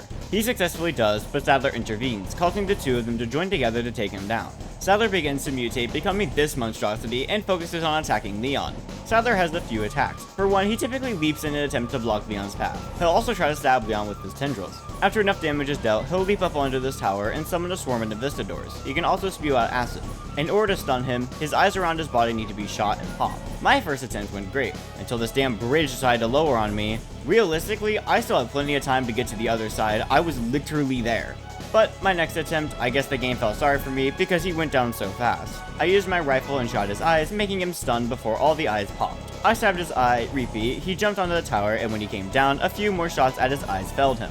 In a last-ditch effort, he forces more mutations, leaving him exposed completely. I shoot at the exposed weak spot, dodging his tendrils, and soon Ada comes to give Leon a red-tipped rocket launcher, which destroys Saddler. I get my next achievement, Your Small Time, for killing Saddler, and with him killed, Ada comes up to Leon, taking the amber he took from Krauser, and even offers him a ride home. He refuses, stating he's going to get Ashley home, so she leaves, but not before giving Leon some keys. Cue the escape sequence. Ashley and Leon reconvene, taking a lift down. This section is time-based and needs to be rushed through. As we run, the ground breaks, causing us to jump, and even still, enemies are trying to jump Leon. But sadly, they cannot, as Saddler, their master, is no more.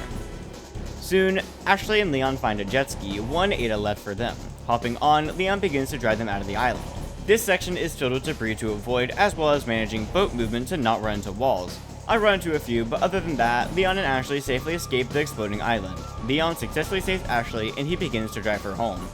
It then cuts to Ada in her helicopter, talking to Wesker, her employer. She asks what he wants the amber for, and he basically says world domination, which Ada didn't like.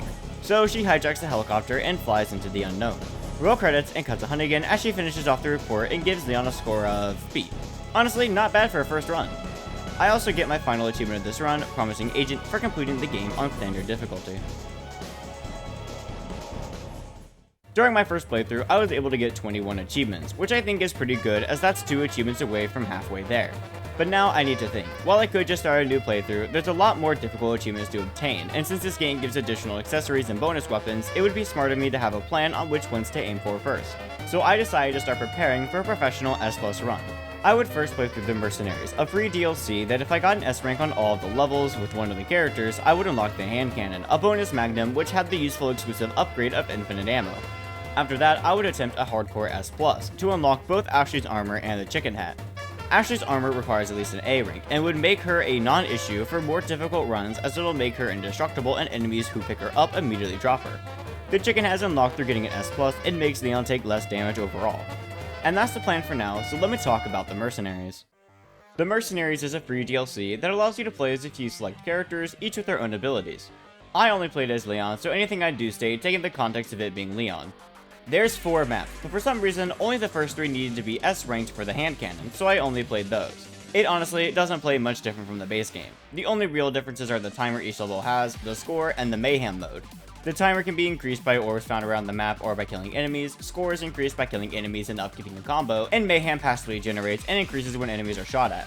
Mayhem is the neatest part of this mode as each character is different. For Leon, I believe it increases the damage and score for a limited time. Also, strong enemies spawn over time, so my general strategy is to wait to use Mayhem mode until a strong enemy arrives, then I unleash a Hellfire of bullets on them. I also use Mayhem mode if there's too many enemies near me. The unfortunate thing is, there's really not much to say about this DLC. The strategy I just listed is honestly the only thing I can say about this mode as a whole. It's not really difficult as the timer is basically non-existent if enemies are killed quickly. Honestly, to me, a better way to go about this would have been having each area have section levels, i.e. for the village map, you'd have to go through the village, the Dynamite Valley, the fish farm, etc. Then you'd get a total ranking based on how fast you beat each section and how many enemies are killed. Resident Evil 8 actually does their Mercenaries like this, and I like it far more than this one. But that isn't to say this DLC was bad. It was still fun to just be able to take down hordes of enemies in quick succession, something that's rarely possible in the base game. The one thing I did like, however, is how each map utilized something in each section. For example, the strong enemies could only be strong enemies of that section. So the village has brutes and chainsaws, the castle has Gyarados and summoners, and the island has regenerators and minigun brutes. The castle additionally has the catapults, so that's a cool way to make each map feel distinct. All in all, I don't have much to say about this, as I easily got an S rank on each level with Leon, and soon the hand cannon was mine, which leads me to my next playthrough, my first attempt at Hardcore S+.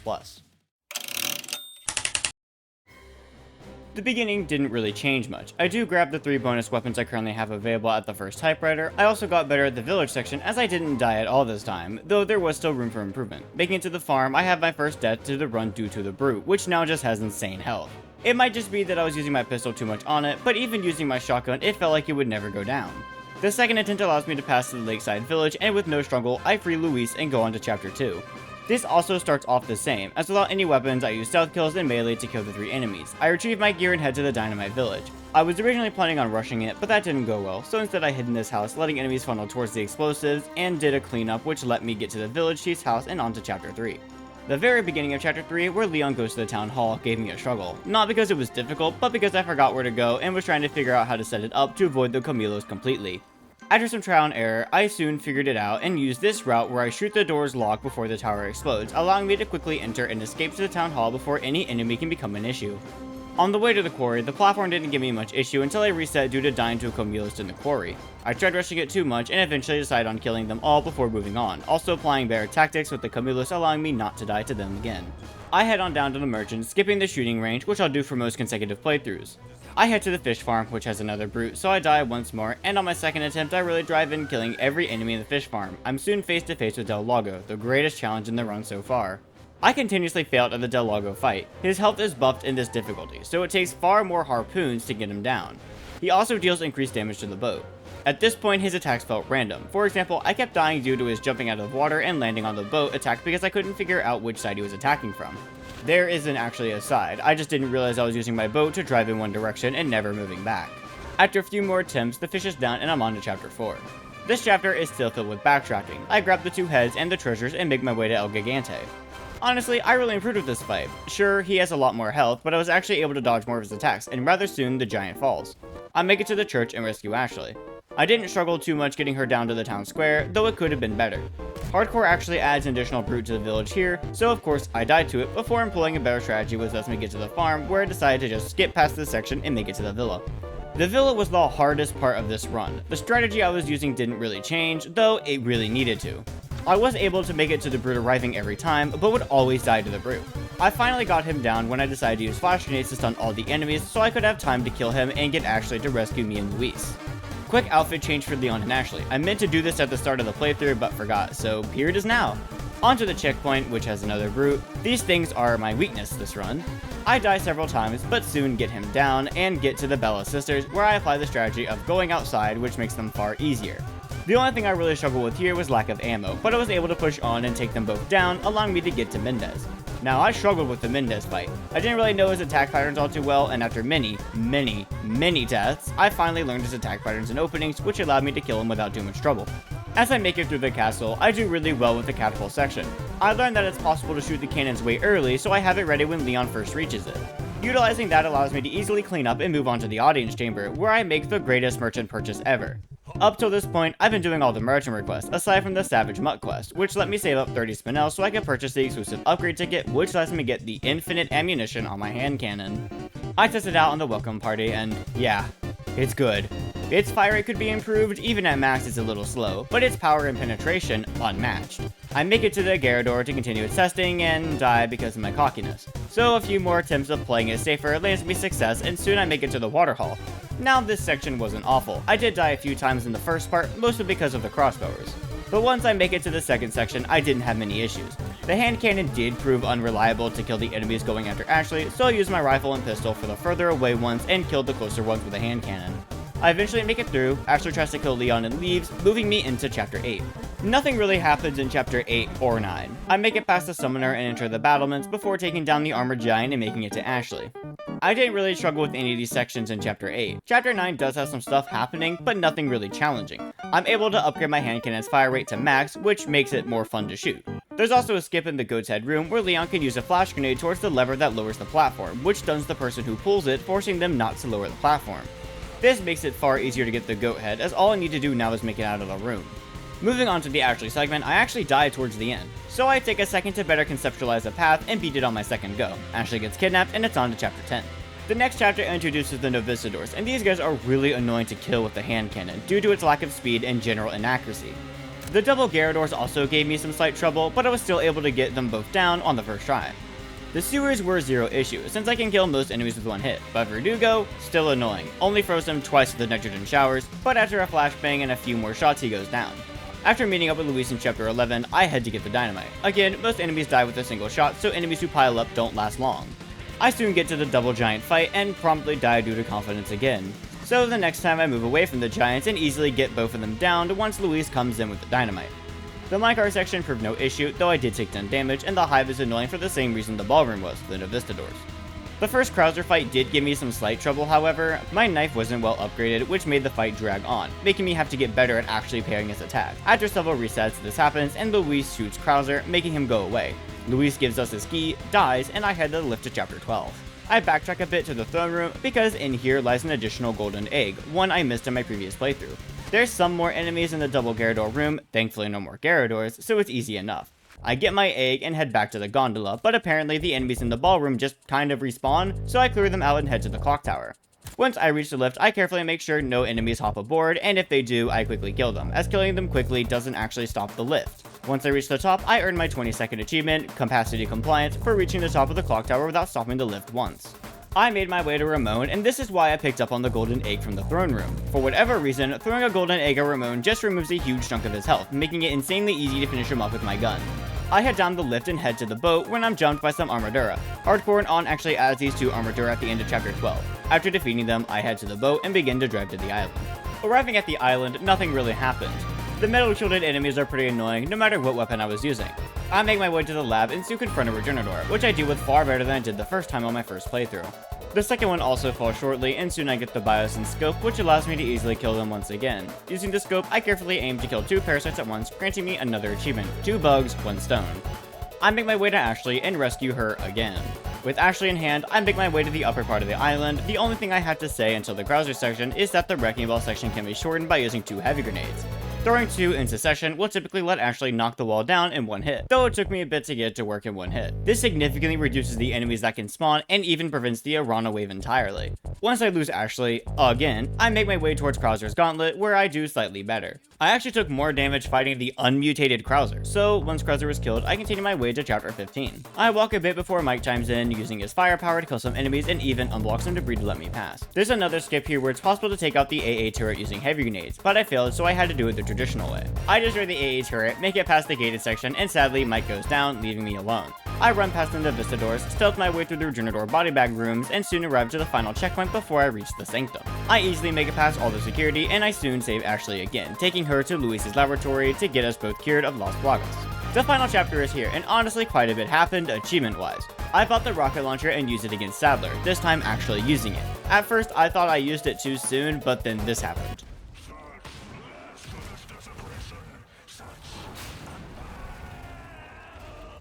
So I bring Sadler down enough for Ada to give the special rocket launcher, and with another big boom, Sadler is killed. During the escape section, I obtained the final Clockwork Castellan. The Clockwork Castellans don't have much going on. As I've already stated, they make sounds to make their presence known, and there's 1 in each chapter. Only 2 require the player to go out of their way. I destroyed 11 of these in my first playthrough, and the rest on this playthrough, so I'll list where to find each now, going by chapter. The first one is located in the Lakeside Village ruined house, where the first dynamite villager is shown. The second is in the shed on the way to the village chief's house, where the note to destroy all these lies. The third is located in the dock area to the left of the merchant.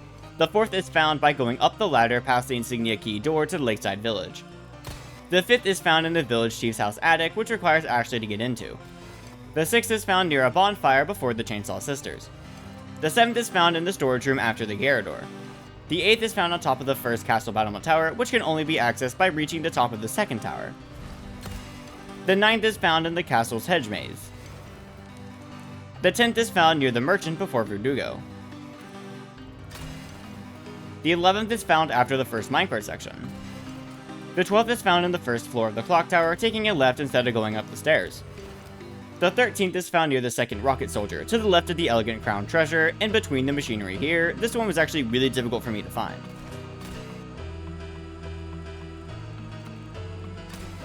The 15th is found in the return door body bag room, through the only unlocked door. And the final one is found in a cargo crate during the escape sequence. After destroying all of these, I obtained the achievement Revolution Windup. Going back to the escape sequence, I make it to the jet ski and decided to knock out another achievement.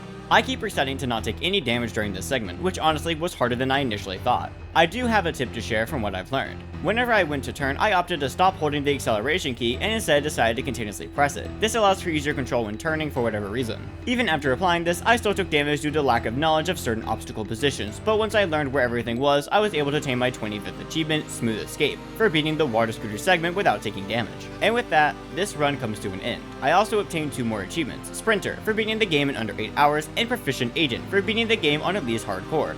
But sadly, I only got an A rank. With the run over, I'm able to obtain 2 new bonus items, Ashley's Armor and the Primal Knife. Ashley's Armor is invaluable and will forever be equipped for all future runs, as it, again, makes Ashley less important to worry about, allowing me to focus more on attacking enemies. I do think I could have obtained an S+ though. I didn't know this at the time, but the game is very funky when it comes to reloading the game. Whenever I hit continue, the game is supposed to add the time from my previous save before death back to the time of my previous save. Basically meaning if I spent 30 minutes in one section, then died, those 30 minutes would be added to the timer when I reloaded the save. However, it's not supposed to do this if I hit load save instead, which somehow it just ignores the fact I'm not continuing and adds the time anyways. The best way to prevent this is quitting to the main menu and loading the save from there. Now I'm focused on my next goal, the Chicago Sweeper, a bonus weapon obtained by completing a professional run with an A rank. This is where I learned I could start a new game plus on any difficulty I wanted, so I opted to try my first professional run on this mode, as I thought if I could get an A rank on hardcore, I could surely get an A rank on professional with an already maxed out hand cannon. With that in mind, here's my third playthrough and first impression of the professional difficulty. Because this is New Game Plus, I'd like to describe this game mode for a second. This mode allows the player to keep all their weapons and upgrades from the previous playthrough, helpful as I had a maxed out hand cannon, the body armor, and near maxed out health. New Game Plus also allows for the purchasing of the infinite rocket launcher from the merchant, for 2 million pesetas. Del Logo was the first area I struggled with. I only died once to him this go around, mainly due to the fact that Professional increases his health even more. I actually started to figure out his patterns a bit better. For example, I believe he begins to jump towards Leon when he's towards the edge of the arena. I'm not 100% certain of this, but that's what I noticed and how I judged when I needed to move the boat. I reach the church and rescue Ashley, and don't these two just look dashing? The villa on this playthrough was extremely easy, however, that's only because I had the maxed out hand cannon. My strategy for section didn't change, it was just far easier to perform. The Chainsaw Sister and Mendez went down without too much of a hassle as well. I took more damage than I should have during Mendez's fight, purely because I was trying to rush it. Granted, I have more than enough healing to make up for it, but it still could have been played better. The water hall did actually give me some trouble. The first part I tried rushing, which led to me taking more damage than I should have. When I reached the second part, I opted to use other weapons than the hand cannon, which helped me take on the enemies on the upper platforms. Due to Ashley being in her armor, there isn't an actual threat with these enemies picking her up, but it does still distract her from turning the wheels, so the enemies have to go. When I reached the courtyard maze, I learned the hard way that even though Ashley is within her armor, she can still be carried away. This only happens if Leon walks too far away and then she gets picked up by an enemy. So from that point on, I make sure I'm within a safe distance from her before moving into another section. Chapter 10 was a whirlwind of failure. The professional difficulty disables autosaves, so saving is important so dying doesn't set the player back an hour. This kind of happened here. While I did save at the start of the chapter, Chapter 10 doesn't offer much in way of saving until the Verdugo. While I was easily able to clear out the ballroom, the damn double Garrador room kept killing me, which sent me back to the beginning of the chapter.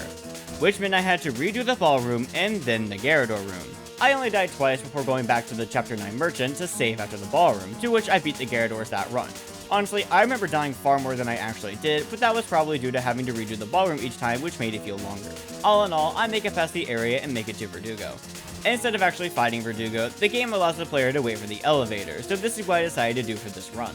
It takes a whole 4 minutes for the elevator to arrive, and the entire time I'm dodging Verdugo's attacks in this room around in this rectangular path. Most of its attacks, when evading him like this, are easily dodged by moving out of the way.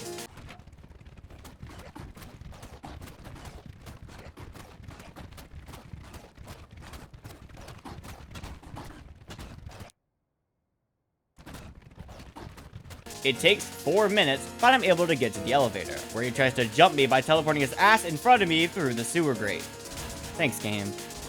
I make it to the elevator and meet up with Louise. This time before the Krauser fight, I upgraded my primal knife to max, allowing me to buy the exclusive upgrade for it, which gives it infinite durability. This upgrade just isn't great. I only got it purely because I wasn't using any other weapons, and it's handy to have, but honestly, past Krauser, there's no section that really requires intense usage of the knife if enemies are killed carefully. Also, in most runs, I'm only getting one exclusive upgrade anyways from the merchant. I'll always put this on a gun, so the knife is just more handy to have than useful. I do alright with this Krauser fight. It only took me one try, but I still took far more damage than I should have. Also, this fight is made more annoying, I think, by Professional forcing all parries to be perfect parries.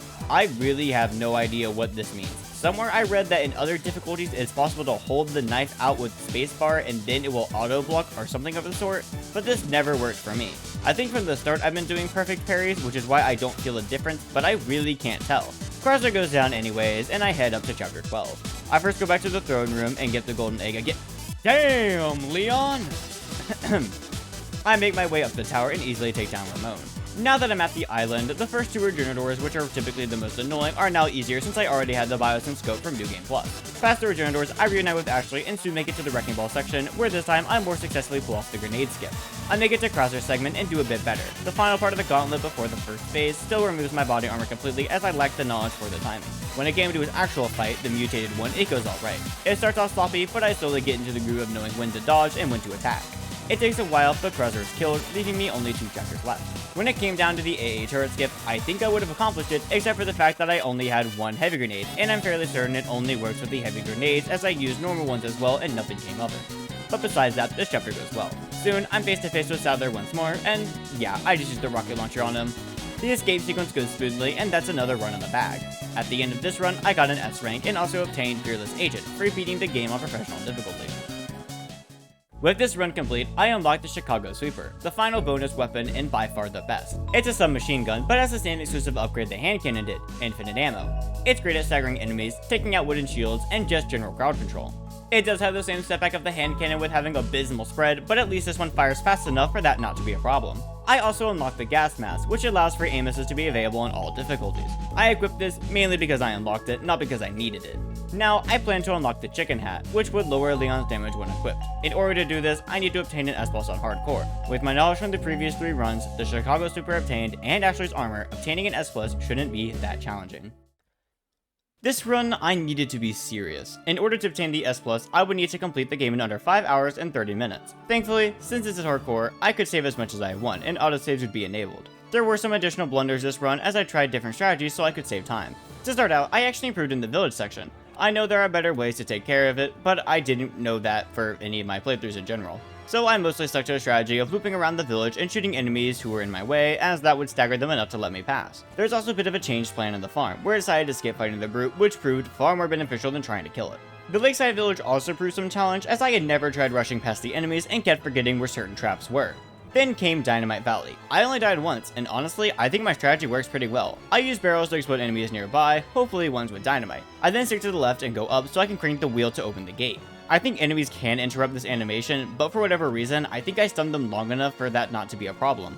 I then head up to the hexagonal emblem, then book it out of there. I also learned something new about the fish farm. This entire section can be rushed through, making it far easier to complete. Even though there are several items to be desired in the area, it's possible to go back to the fish farm in the next chapter, to which literally no enemies will be there. This makes it far easier to obtain the items, which allows me to skip another annoying brute. I also showed some improvement with Del Lago. I didn't even die a single time. I sure got close, and if it was professional, I probably would have died. But now, I feel like the fight was far less luck-based and more reaction-based, which made it more manageable. El Gigante didn't prove too much trouble, but I did take a lot of hits, far more than I would have liked. Luckily, I had the healing items, so I didn't mind using them to complete the fight. I also used some flash grenades, which can stun El Gigante if his Plagas is exposed. During the run to the villa, I learned that there was a sewer passage I could take to more easily evade yet another brute. I never knew this existed, but using it did help allow me to more easily get to the villa. So, the villa had insane improvement, all from one singular change. I've been placing the first boards on the window closest to the stairs. This sucks. Don't do it. It's actually better to put the boards on the window furthest from the stairs, the closest one to where Leon spawns. This is because the enemies actually spawn near that window, so there's less prep time between when enemies get to the window, but boarding it off forces them to take the long way. It's also better because the distance between Leon and the enemies is greater from the two windows closest to the stairs.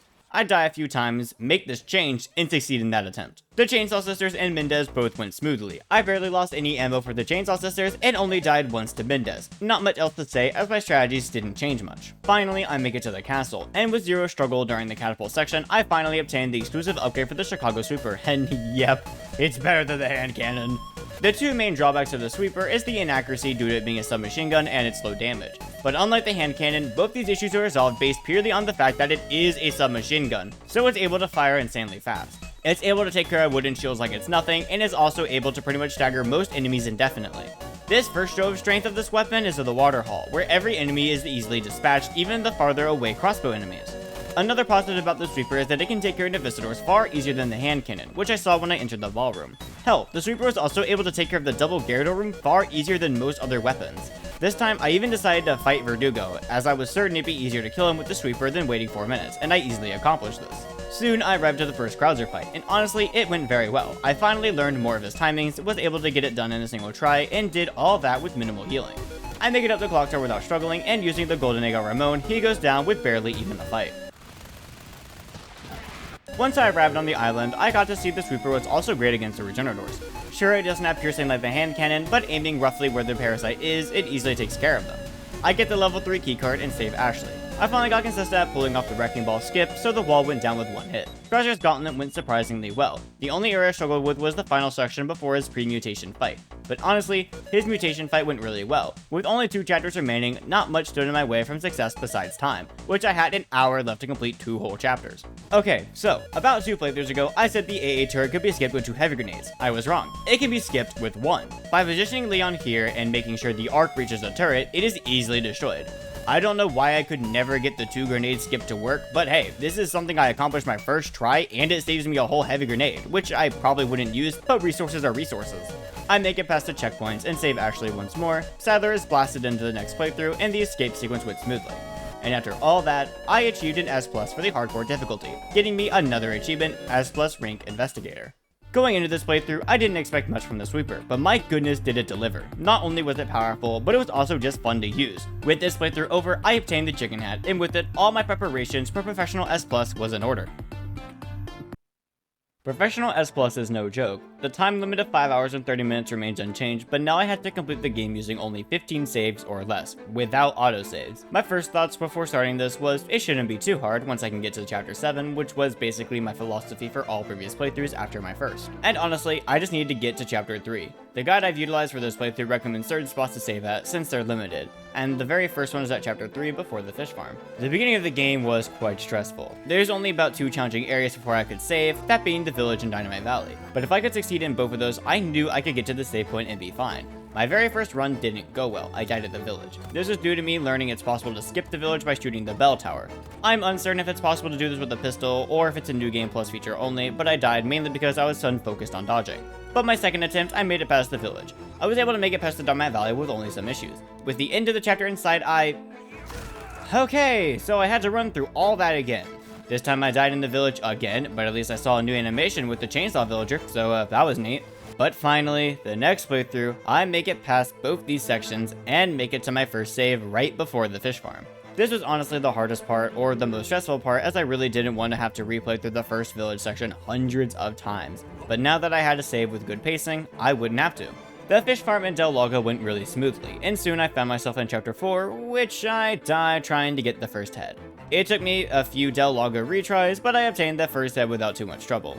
Soon I made to El Gigante, and honestly, this was probably the best fight with this boss I did. I only had to use one healing item, and it only took me one try. Using the sewer shortcut, I was able to get to the villa without much grief. Speaking of the villa, utilizing the strategy I had last playthrough rewards me very well, as I was able to beat the villa with only one attempt. The Chainsaw Sisters went down pretty easily, but similarly to other playthroughs, I ran out a majority of my ammo. I also lost where the sister holding the handle died, so I took extra time figuring out where it went. Mendez went down pretty easily too. Chapter 7 is where the game would change. Being able to purchase the infinite ammo for the Chicago Super would make later areas less stressful. However, getting to that point was a struggle in itself. The guide I was using recommends saving before the waterfall, and I was debating whether to save at the start to not have to redo the Chainsaw Sisters and Mendez, or if I should wait until then. I decided to wait, but later backtracked to save when 3 enemies cornered me and nearly beat me to death. It was a good decision to save then, as I shortly died after in the catapult section. But with a second attempt, I made it through and was able to obtain the upgrade for the Chicago Sweeper. This is also where I learned of the silly little thing the pinstripe outfit does on Leon. I headed to the Garrador,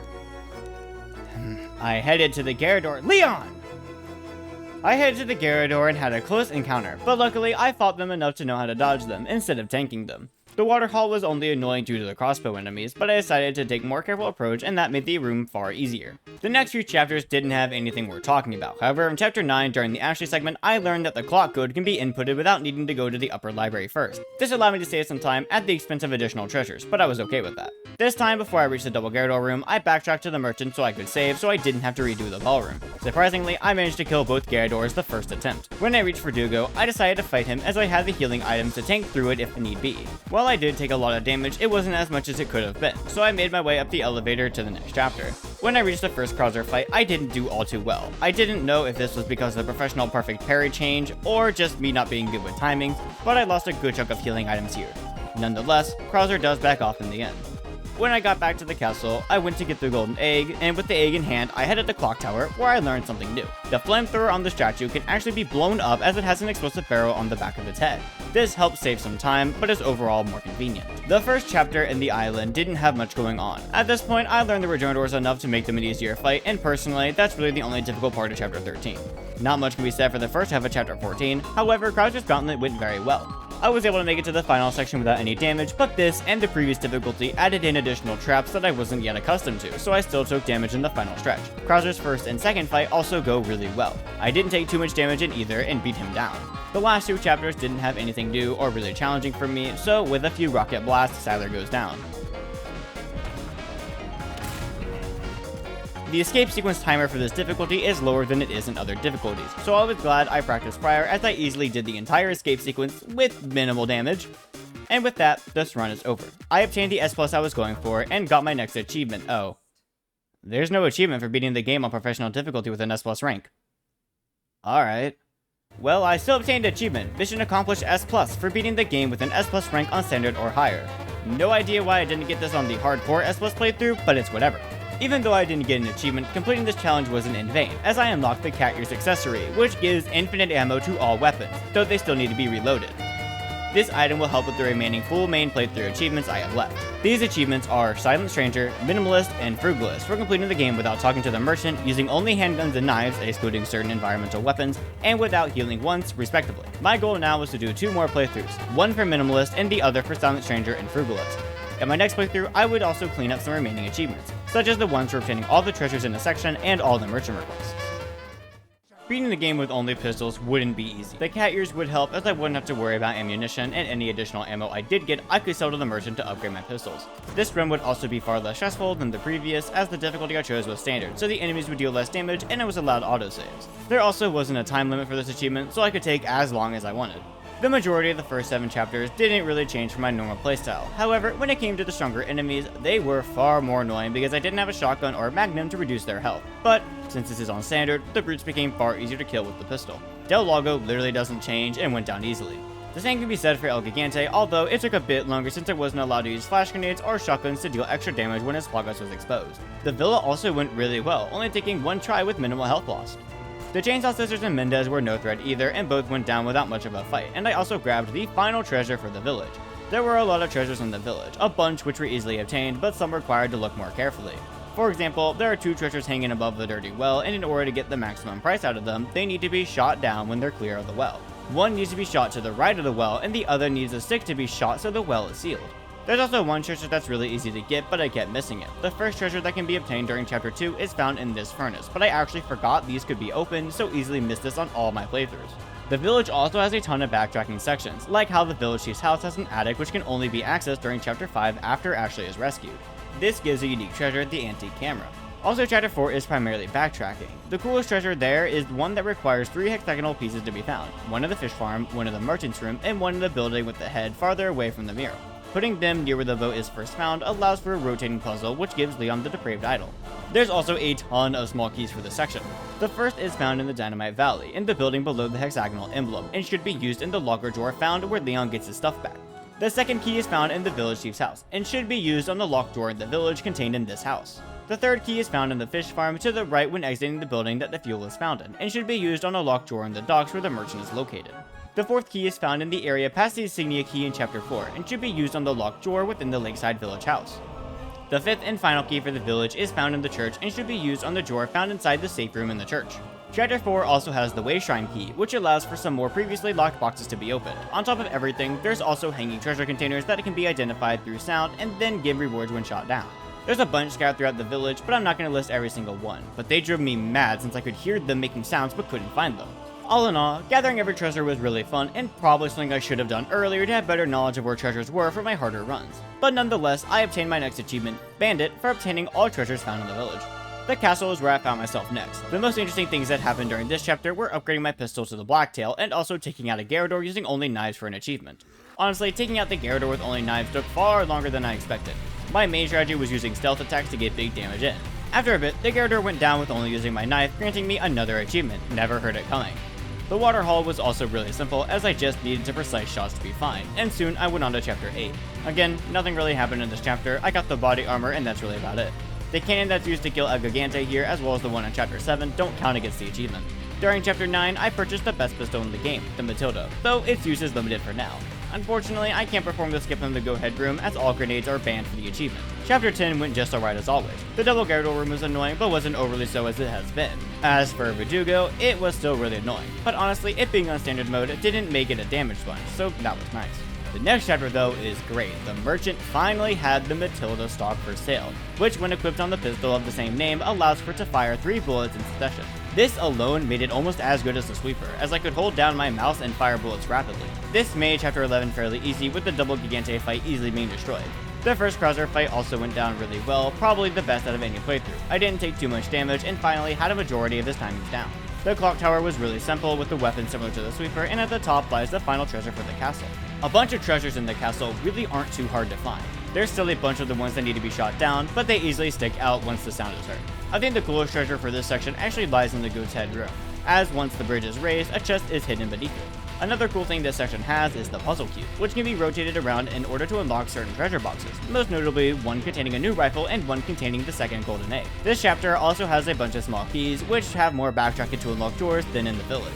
The first key is found a bit after the bindery room and is meant to be used on the small drawer located on the first floor of the final battlement tower. The second key is found in the first room leading up to the Knights in chapter 9 and can be used on either the locked door in the bindery or the one in the audience chamber. I opted for the bindery as there is a treasure that requires Ashley in order to be obtained, and it was further. The final small key is found during chapter 12 after the lift. It's a bit to the right of the gondola and is used on the final locked door, which for me was the one in the audience chamber. There's also 3 treasures to be obtained during Ashley's sequence, which all require a key from the key ring she finds. Overall, I think the castle had great treasures to find, and I really liked the puzzle cube. With all these treasures obtained, I got achievement number 33, Burglar. Soon I made it to Ramon, and even without the golden egg, he still dies really quickly with the power of Matilda. And with that, the castle was wrapped up and was on to the island. Now, I would like to talk about the first chapter of the island, but unfortunately, this is where everything fell apart. By the time I finished the room with the BIOS and scope, I noticed I somehow used one non-pistol/knife weapon. I first thought it was the Stingray, as I bought that to help with the regenerators, which it really didn't, just help me discern which one had the wrench. So I loaded back to a save before I would have theoretically used it, and nope, there was still a usage. I loaded all the way back to the beginning of the chapter, and there was still one usage. I looked and saw I had a save from chapter 8, and loading it did show I hadn't used a non-pistol weapon at that point. So, somewhere between chapters 8 and 12, I used something that counted against the achievement. I couldn't place it until I thought about the clock tower, and how I accidentally used the spike ball dropping mechanism when picking up loot. That had to be it, but it didn't make any sense to me. If anything, that would have counted as an environmental hazard, as both Leon and enemies can drop the spiked balls, and enemies can die to them without Leon needing to be the one to drop them. Also, if it did count, it would be really weird as the cannon and minigun turrets in Chapter 15 both don't count against the achievement. I tried racking my brain here, and it wasn't until the next playthrough when I realized what had happened. I will talk about them soon, but there's a merchant request called the Disgrace of the Salazar Family, in which in order to complete the request, Leon needs to throw an egg at the portrait of Ramon Salazar. It was that singular thrown golden egg that ruined the run. I had a few options at this point. Either load back at Chapter 8 and continue as normal, start a new save and do it all over again. Both of these wouldn't actually have worked, as again I was using this run to complete the Jack of all trades achievement for completing all merchant requests. I didn't decide on either of these. This chapter is where I learned of another unfortunate thing. The achievement, Gun Fanatic, requires the infinite rocket launcher to be purchased, a weapon exclusively obtained in a New Game Plus save, the one that costs 2 million pesetos. So I decided that I would finish this run with mainly pistols, getting all the treasures from the island, as well as completing the rest of the requests. I would then start a New Game Plus save where I would go get the majority of the treasures, basically any I could remember to get, as well as beating that save with only pistols and knives, no healing, and no talking to the merchant. The main reason I chose to do this was saving time on needing several more playthroughs, as I just needed one more to get enough money to buy the launcher. So pushing forward, not much really happens in the next few chapters. First, I learned that it's possible to kill the second Iron Maiden by letting Ashley drop it down a pit. Iron Maidens aren't that difficult to kill with the restrictions, but even still, the less I had to kill the better. I also learned that the Wrecking Ball skip doesn't even need heavy grenades. The wall just takes generalized damage, so shooting it with a very fast pistol whittles it down to the required threshold in no time. The most interesting thing is the Croucher's Gauntlet, which went very well. I do think part of that is because standard mode has less traps during the last segment, but improvement is still improvement. His imitate fight didn't take long to take down with just a pistol, and soon I was at the penultimate chapter. I couldn't perform the AA turret skip, so I had to do it the normal way, which honestly made me take a bit too much damage since I was unfamiliar with the route, but most sections here were really easy to complete. After all the gates were passed and the helicopter went down, I completed the final merchant request. There are, in total, 19 of these requests scattered about the game, all of them requiring an objective to be complete, whether that's destroying medallions, killing an enemy, or defacing a portrait. So let me go over each one, all of which were required for the achievement. The very first one is found on the farm back at Chapter 1. This one is simple enough. There's 5 medallions to destroy, which show up on the map, so finding them isn't too difficult. The second request is Pest Control, which requires Leon to kill a certain amount of rats. They can be killed by any damaging means, but they are better killed with the knife, though it takes some practice since it saves some time on backtracking. The third is found in Chapter 3 and requires 3 Vipers to be sold. The easiest way to complete this is by getting the Vipers through the fish farm. The next is also in Chapter 3 and requires for these 2 marks on these gravestones to be destroyed. The fifth is also found in Chapter 3 and is another blue medallion request. This one is more scattered about, but again, they show up on the map so they aren't terribly difficult to find. The next 2 are found in Chapter 5 and require 2 items to be sold. One requires a golden egg, which is found on the dockable island, and the other is a lunker bass, which is found near the shed where the chapter started. The bass needs to be killed with a harpoon and can be picked up by getting close to it. The final request for the village section is the killing of the savage mutt. This is found by backtracking to the village chief's house, then back to the village where it'll begin to attack. It's just an upgraded form of the Camillus, but honestly, it's really easy to kill. It barely even dented me on this run, and I was using only a pistol. The next merchant request is in Chapter 7, and is another blue medallion request. They're scattered about in a singular area, the castle gate section with the catapults. This is typically the last request I would usually do for an S+ run, as it gives the remaining spinels for an exclusive upgrade ticket if all but the Savage Mutt request has been completed up to this point. The next request is in Chapter 9 and is another blue medallion request. This is slightly more scattered than the previous, being found in all the ruins of the different chimera heads as well as the hall leading to them. The next is another pest control, which is doable in Chapter 10 only because there are some rats that need to be killed in the library, which is locked off until Chapter 10. Chapter 10 has another request where the golden knight needs to be killed. Similar to the Savage Mutt, it's an upgraded form of the knights, but isn't too difficult to take down. It's found by backtracking to the mausoleum. The 13th request is found in Chapter 11 and requires 4 insect hives to be destroyed.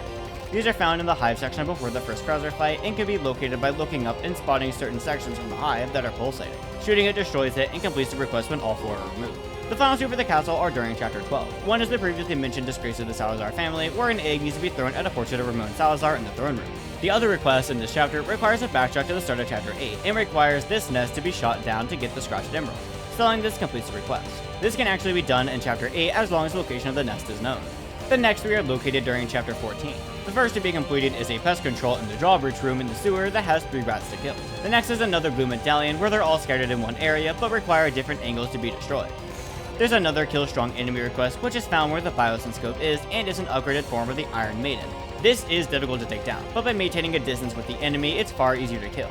The final merchant request is during chapter 15, and is another blue medallion request. These medallions are found in the same area, but require very specific angles in order to be taken out.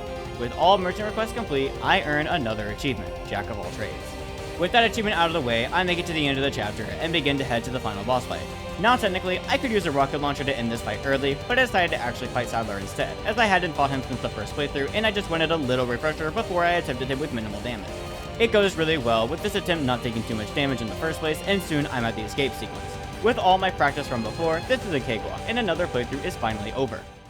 For the most part, this run wasn't that challenging. The only difficult part was the first 10 chapters, but only certain sections of each. With this completed, I created a new game plus save on standard mode. This playthrough, I wouldn't be allowed to heal, use any weapons besides pistols or knives, and couldn't talk to the merchant. This run is really similar to the previous. The only real difference here is that I'm attempting the majority of the game without taking damage.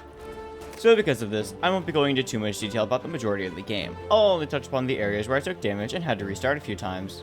During the village, the first area I struggled with was the Dynamite Valley, as I wasn't being mindful of the dynamite throwing enemies. After a few attempts, I take my time, deciding to play the rest of the game carefully and killing any and all enemies before they'd be a problem. This worked well, as I was able to get the hexagonal emblem from the valley. Thankfully, when it came to Del Lago, I could take as much damage as I wanted, as the boat's health is separate from Leon's. But, just to prove myself, I managed to take no damage on my first attempt at this playthrough. Speaking of bosses, the first proper boss fight of this run, El Gigante, goes down insanely quickly thanks to the maxed out Matilda, and no damage was taken on my first attempt. Now, the villa did take a few attempts. Thankfully, I didn't need to change up my strategy, as placing the boards in the same locations worked. All I needed to do was take this section more carefully, as I kept trying to grab the boards when an area wasn't safe. Implementing this change allowed me to pass the villa without too much strife. For the rest of the village section, both the Chainsaw Sisters and Mendez went down without a fight thanks to the Matilda and overall carefulness to not take damage.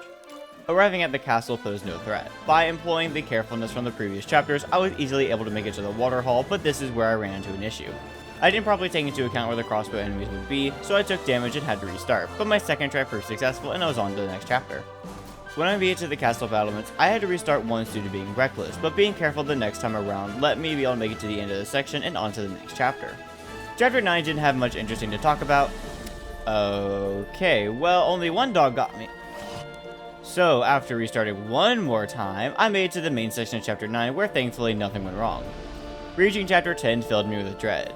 With this being the final playthrough, I think I can state with a clear mind that this is my least favorite chapter. This is only because of the boss fight at the end, Verdugo. Everywhere else in the game that I used to suck at, I got better. From Del Lago to the villa and even the double Gyarados room, I improved.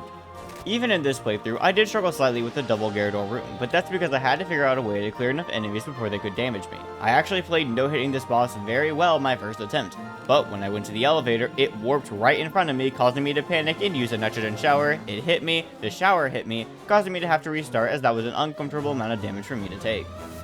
It took a while, and this was probably my least favorite part of this whole run, but I finally managed to get another good run without taking any damage. This time, I moved to the elevator slowly so that it couldn't teleport in front of me, and was able to escape to chapter 11. Nothing interesting happened in the next chapter until the Krauser fight. This also took a bit of time to get down, as this is where I really had to get the rhythm of those timings, but it was far more fun than the Verdugo, so I wasn't complaining. I wanted to do this fight perfectly, but over time, I decided that I was already close to the end of the game, so if it took a hit or two, I wouldn't reset. And that's exactly what happened on the run where I succeeded. I only took 2 hits and was done with the chapter. I actually did want to go back to redo the fight, as I knew I could no-hit it, but unfortunately the autosave was saved over, so I continued on. Before I went to face Ramon, I went to complete the merchant's request of throwing the egg on the painting, and had to reload, as this is where I learned that throwing eggs at the painting counted against the achievement. Other than that, the Clock Tower and Ramon were very easy to deal with, so I was back to the final section of the game, the island. The first chapter of the island wasn't all too bad, with the most annoying part still being the Regenerators. However, this is actually where I learned that the 4 Regenerators in the level 3 keycard room don't come bursting out of the pods once the key is set to be upgraded, as this is what I assumed would happen. The first Iron Maiden did hit me once, but thankfully I was able to skip the second by letting Ashley drop it down a pit. Also, by using the Shooting the Breaking Wall skip, I can get to Krauser's Gauntlet without issue. This was the best I did in all my runs, as I didn't take any damage throughout the whole gauntlet, and even the final section. His first phase was a pizza cake, but his second did prove some trouble. After many resets, I learned his openings, and got far away from him when I could, and that together allowed me to kill him without taking a hit. The only interesting thing that happened in Chapter 15 was a new bug I found. The enemies on the turrets in the double lever checkpoint can be killed before entering to make it a section easier. For whatever reason, the autosave saves them as being in their Plagas forms, as they're both guaranteed to mutate into the Gadana. But when the save is reloaded, which I did as I took some damage, both enemies are loaded onto the turrets in the Plaga state, which is not supposed to happen as they can't use turrets while they're mutated. It was weird, but it was cool to see the bug, I guess. Reaching Chapter 16, all I had to do was defeat Sadler, and that fight went really well. I took a few hits of damage, but I think practicing in the previous run did help as I didn't die at all. The escape sequence went alright, but none of that matters as the final main story playthrough is over. After the credits roll, I obtained achievements number 35, 36, and 37, respectively being Silent Stranger for completing the game without using the Merchant, Minimalist for only using pistols and knives aside from certain scenarios, and Frugalist for beating the game without healing. I think this run went well. There are sections I could have done better, but being the final playthrough, I was much more well versed in the game than I was when I started. There's only 2 more achievements left to get for the main playthrough until the DLC, so let me describe how I got them. The first achievement is Gun Fanatic, for buying all weapons the main story has to offer. The final one I had left was the Infinite Rocket Launcher, and the previous playthroughs I got a majority of the treasures I could remember, including the Extra Treasures DLC, so here's all the treasures in their glory.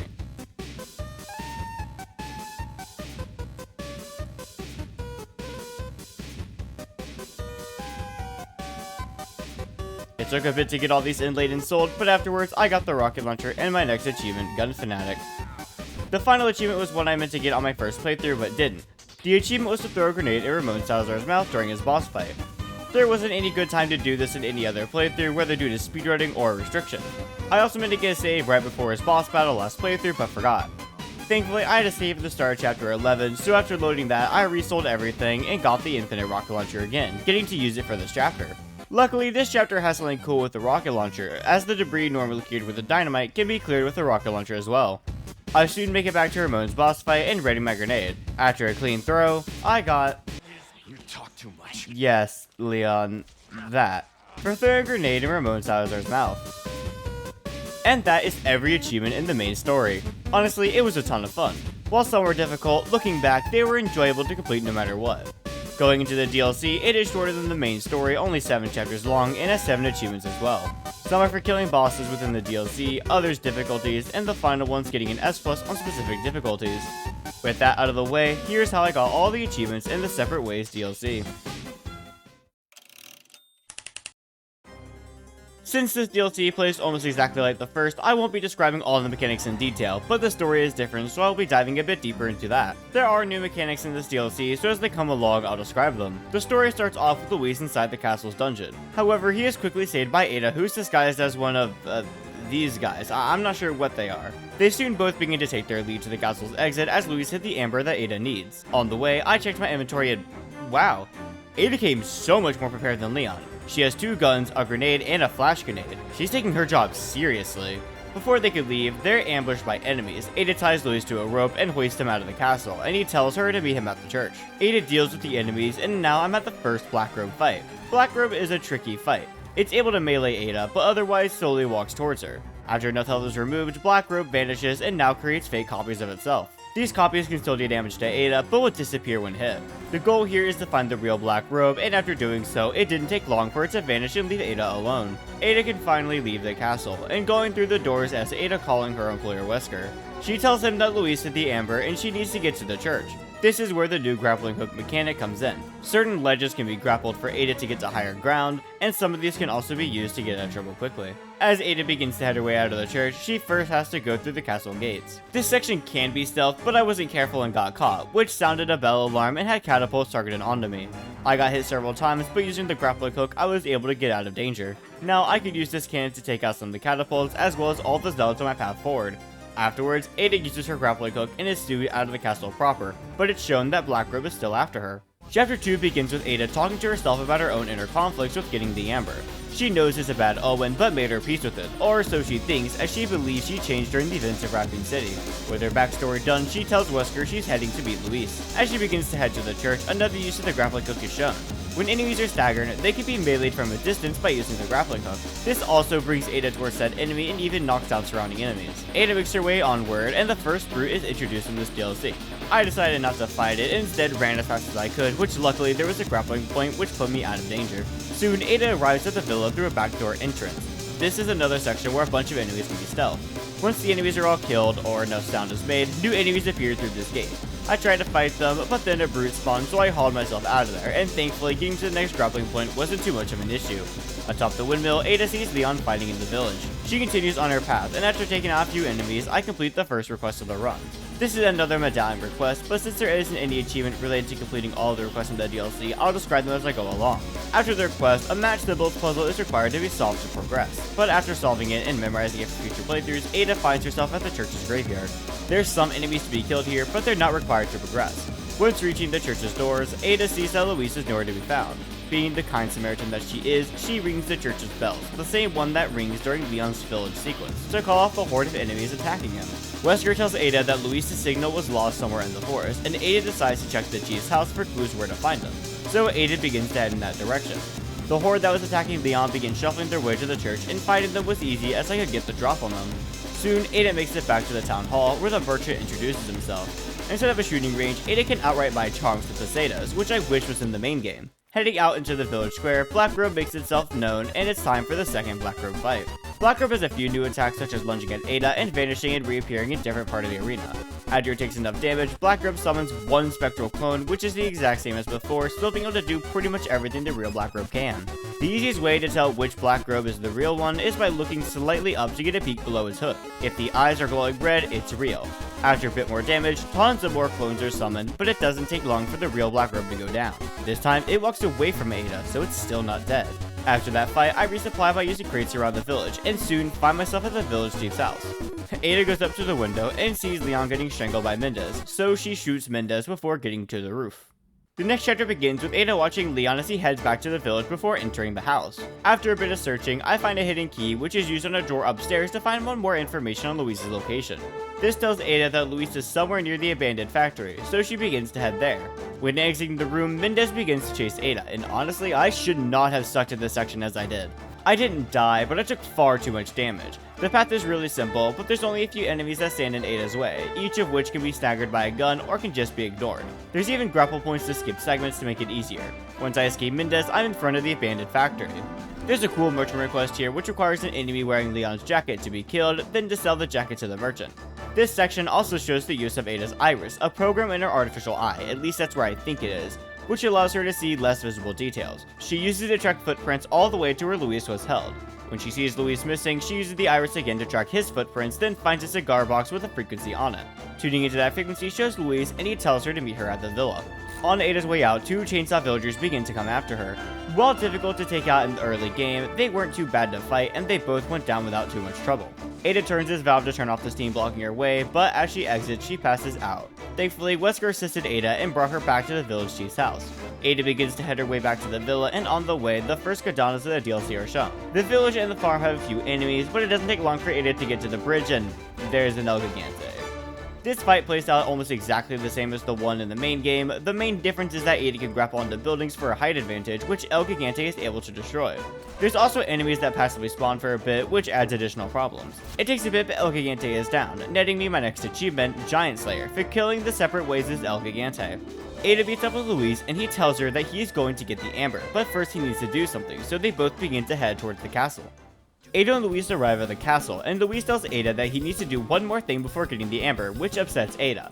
But Louise says she could use it too, as he plans on helping Leon and Ashley with a temporary cure. Ada decides to give him one more chance, but this is the last thing he would be able to do before getting the amber. So they begin to traverse through the castle tower they are in. This has the sun and moon levers that opens or closes doors depending on what symbol is displayed. After switching a few, some zealots arrive, some with shields. They're not terribly difficult to kill, and soon Ada and Louise arrive at Louise's laboratory, which has been burned along with the medicine. Louise rushes to try and salvage it, so Ada has to chase after him. This section is just a timed rush sequence in which Ada needs to get through the burning building quickly. Once Ada gets through and saves Louise, he's distraught about not having the medicine. Ada brings him back to reality and tells him to make more, so he creates a list of items for Ada to get before they go their separate ways. Ada uses her grappling hook to traverse to the section of the castle with a bindery room, but in order to access it, she needs to find some lithographic stones in order to solve a lithograph puzzle. This allows her to access the bindery, and after solving a puzzle in which 3 shields need to be hit in a specific order, she's able to get the first ingredient, red ink. Leon rudely barges in, and Ada and him have an interaction. After this interaction, Ada heads to a treasure hall of sorts.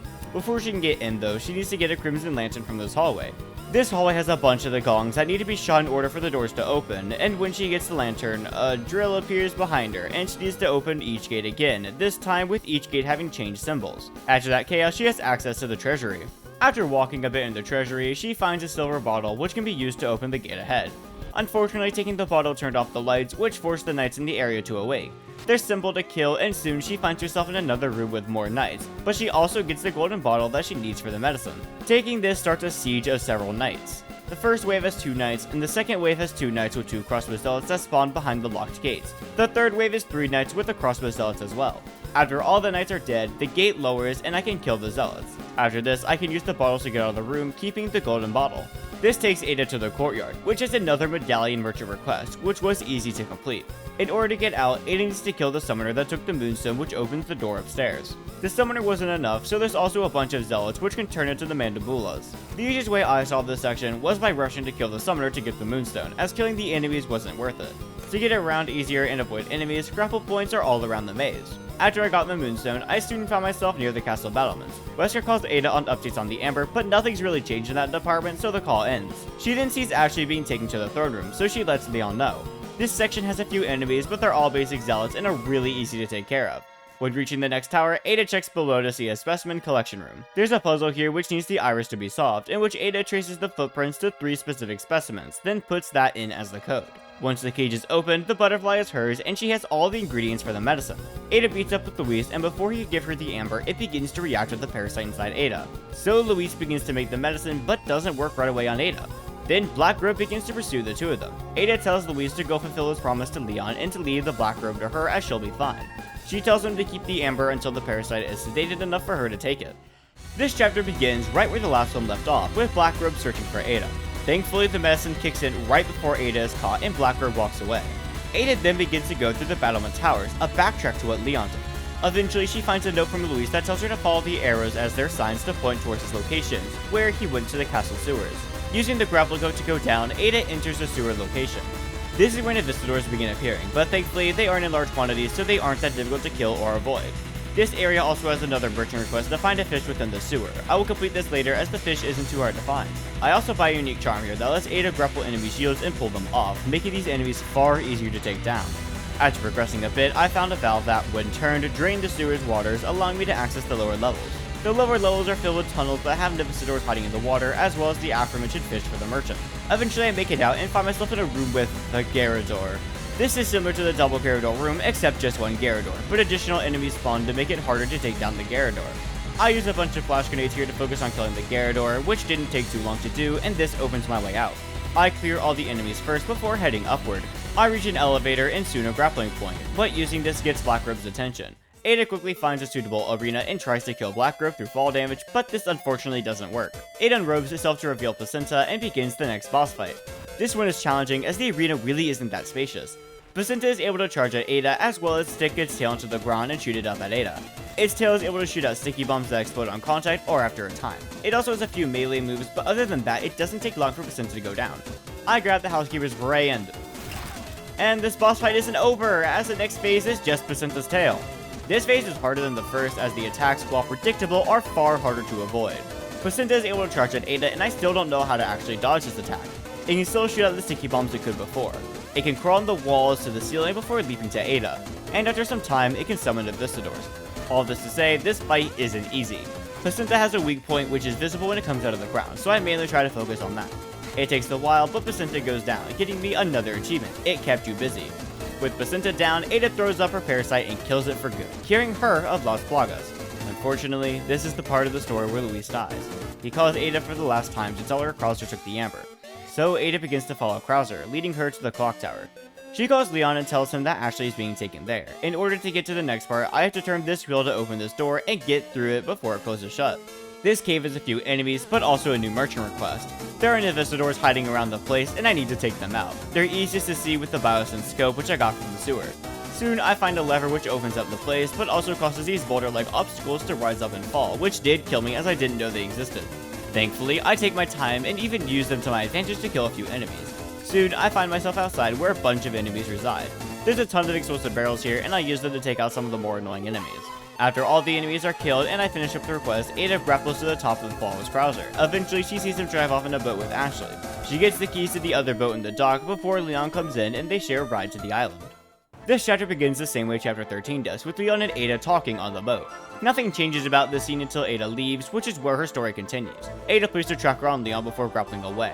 When Ada is next seen, she is trying to snipe either Sadler or Krauser, as Krauser has the amber Wesker needs. Speaking of Wesker, he came to give Ada a visit, and a new objective. Ada accepts it and continues her quest. She begins to travel through Krauser's camp to the Regenerador labs, backtracking from Leon's path. On the way, the Wrecking Ball area is overrun with enemies, most annoyingly 2 brutes. However, I'm at a stage in the game where brutes are pretty easy to take care of, and soon Ada enters the Regenerador labs and sees Leon and Ashley after Leon gives her Luis's medicine. Leon calls Ada to ask for help, which Ada answers by telling him to go to the top of the sanctuary. In order to get to the Cubs facility, which is where Wesker wants Ada to go, Ada has to get a battery from the freezer. So I begin to head up there and... Oh no. The Regenerators are back, but still our faithful strategies of using a rifle to pop their parasites instantly. There's a few Regenerators on the way, but thankfully they're pretty easy to take care of. Once I got the power box and headed back, the first run of the DLC makes its appearance, but it's easy to take care of. When heading back to the gate, there's a few more Regenerators, including an Iron Maiden, and while it was difficult due to the limited space, it was fairly simple to kill. Before continuing, I finish up a merchant request to sell 2 ornate beetles. One is found near the second Regenerator in this area, and the other is found in the cryo lab that stored 4 Regenerators. One is still intact and has the ornate beetle inside it, similar to the wrench in the main story. Continuing on, Ada finds a ski lift-like system that takes her near the comms facility. Enemies are also riding up on the system, so it's just a matter of shooting down the enemies and getting to the bottom. This is also where the first rocket launcher enemy appears, but they're easy to take down with a well-aimed headshot. Ada now finds herself in a heavily guarded area. There's another kill hidden in Visitors request, and with the Biosyn scope, they're no trouble to find. The turrets that are pointing lasers at her will auto-aim and begin to shoot once Ada isn't behind any obstacle. The goal here is to get behind an obstacle, wait for the turrets to stop their fire, then get to the next closest. Repeating this soon lets Ada use her grappling hook to get up here, which has a bunch of enemies. The turrets here can also be destroyed by shooting the explosive barrels inside, which is handy if backtracking is needed. After turning a few grounded turrets to open a path, Ada is able to grapple over to the comms facility. This area is eerily empty, with alarms blaring indicating something is wrong. Another use of the iris is shown as Ada is able to look at the fingerprint oils on keypads. To solve these, put the numbers in order from the most opaque print to the least. Finally, the reason why the facility is blaring alarms is revealed. A highly mutated experiment called Martinico escaped containment and is now after Ada. A chase sequence ensues, but thankfully it's not too difficult to get past. Eventually, Ada makes it to a glass hallway, which is a laser defense system. Moving to avoid the lasers is key, either by crouching or running, and doing this allows me to get to the next section. Ada finally can turn off the security system and install the comms device for Wesker, which turns out would let him blow up the entire island. Ada decides to be a good Samaritan and reduce the number of explosives that would go off. Ada is able to make it out of the comms facility and soon reaches the exit hallway. Martinico begins to chase her again in the laser hallway. This is a quick time event section to dodge the lasers by pressing E. Once at the end, Martinico is destroyed by the laser defense system, and Ada is able to escape the comms facility off a jet ski. Chapter 7 begins with the reverse of the main game's escape sequence. There's a ton of enemies now, but all in all, none are hard to defeat, and soon Ada is able to use an elevator to get to the arena where Leon fights Sadler. After some more enemies, Ada takes another elevator up to Sadler's sanctuary and thankfully saves Leon from Sadler. This is the final fight of the DLC, Osmond Sadler. He was very difficult to defeat. His attacks are chaotic and deal a lot of damage, and somehow this was harder than the base game Sadler fight. He's able to lunge at Ada, spew acid at her, hurl his tentacle-like appendages at her, he's able to grab Ada with said tentacles, he's also able to do an arena-wide attack in which his tentacles become drills and he charges them down the middle pathway, and he can also absorb Ada's gun bullets and fire them back at her. So yeah, he has a few attacks. It takes a while and several near-death encounters, but Sadler goes down and Ada finally gets the Ember. I also get my next achievement, Had Enough of Creatures, for killing Osmond Sadler in separate ways. However, Sadler wasn't dead. He uses his parasite to knock out Ada and tie her up to this building. Leon frees her and together they shoot Sadler, until he morphs into his mutated form. This cues Leon's final fight, but for Ada, she goes to the sidelines to find Leon a powerful weapon. And she does this quickly, as she finds a red-tipped rocket launcher some soldiers are unloading. This begins Ada's escape sequence. There's a ton of enemies, some traps, and a ton of grapple points. There's really not much to say about this segment, so once Ada gets the launcher, Sadler begins to retaliate. He uses tentacles to block Ada's path, which can be shot down via its eye. He also summons the Visitors, but they aren't any trouble to kill at all. After a few tentacles are killed, Ada rides up one final elevator and meets Ashley, who tells Ada to hurry up as Leon needs help. So Ada grapples onto this crane, activates it, and is able to throw the rocket launcher to Leon, allowing Sadler to be killed, and a close to this DLC. Ada rides off in her helicopter after Leon denies hitching a ride. Ada calls Wesker to tell him of her success and asks what the Amber is for, which Wesker basically says world domination if I'm understanding here. Ada doesn't like this, so she hijacks the helicopter to not deliver the Amber. At the end, I was able to obtain an A rank. I also obtained Capable Operative for completing the Separate Ways DLC on Standard or higher. At the end, Wesker learns about Ada's betrayal, the bombs not fully going off, and the helicopter going off course. Wesker doesn't care, as he has what he needs, from what I assume to be Kreuzer's body. That was the first playthrough of Separate Ways.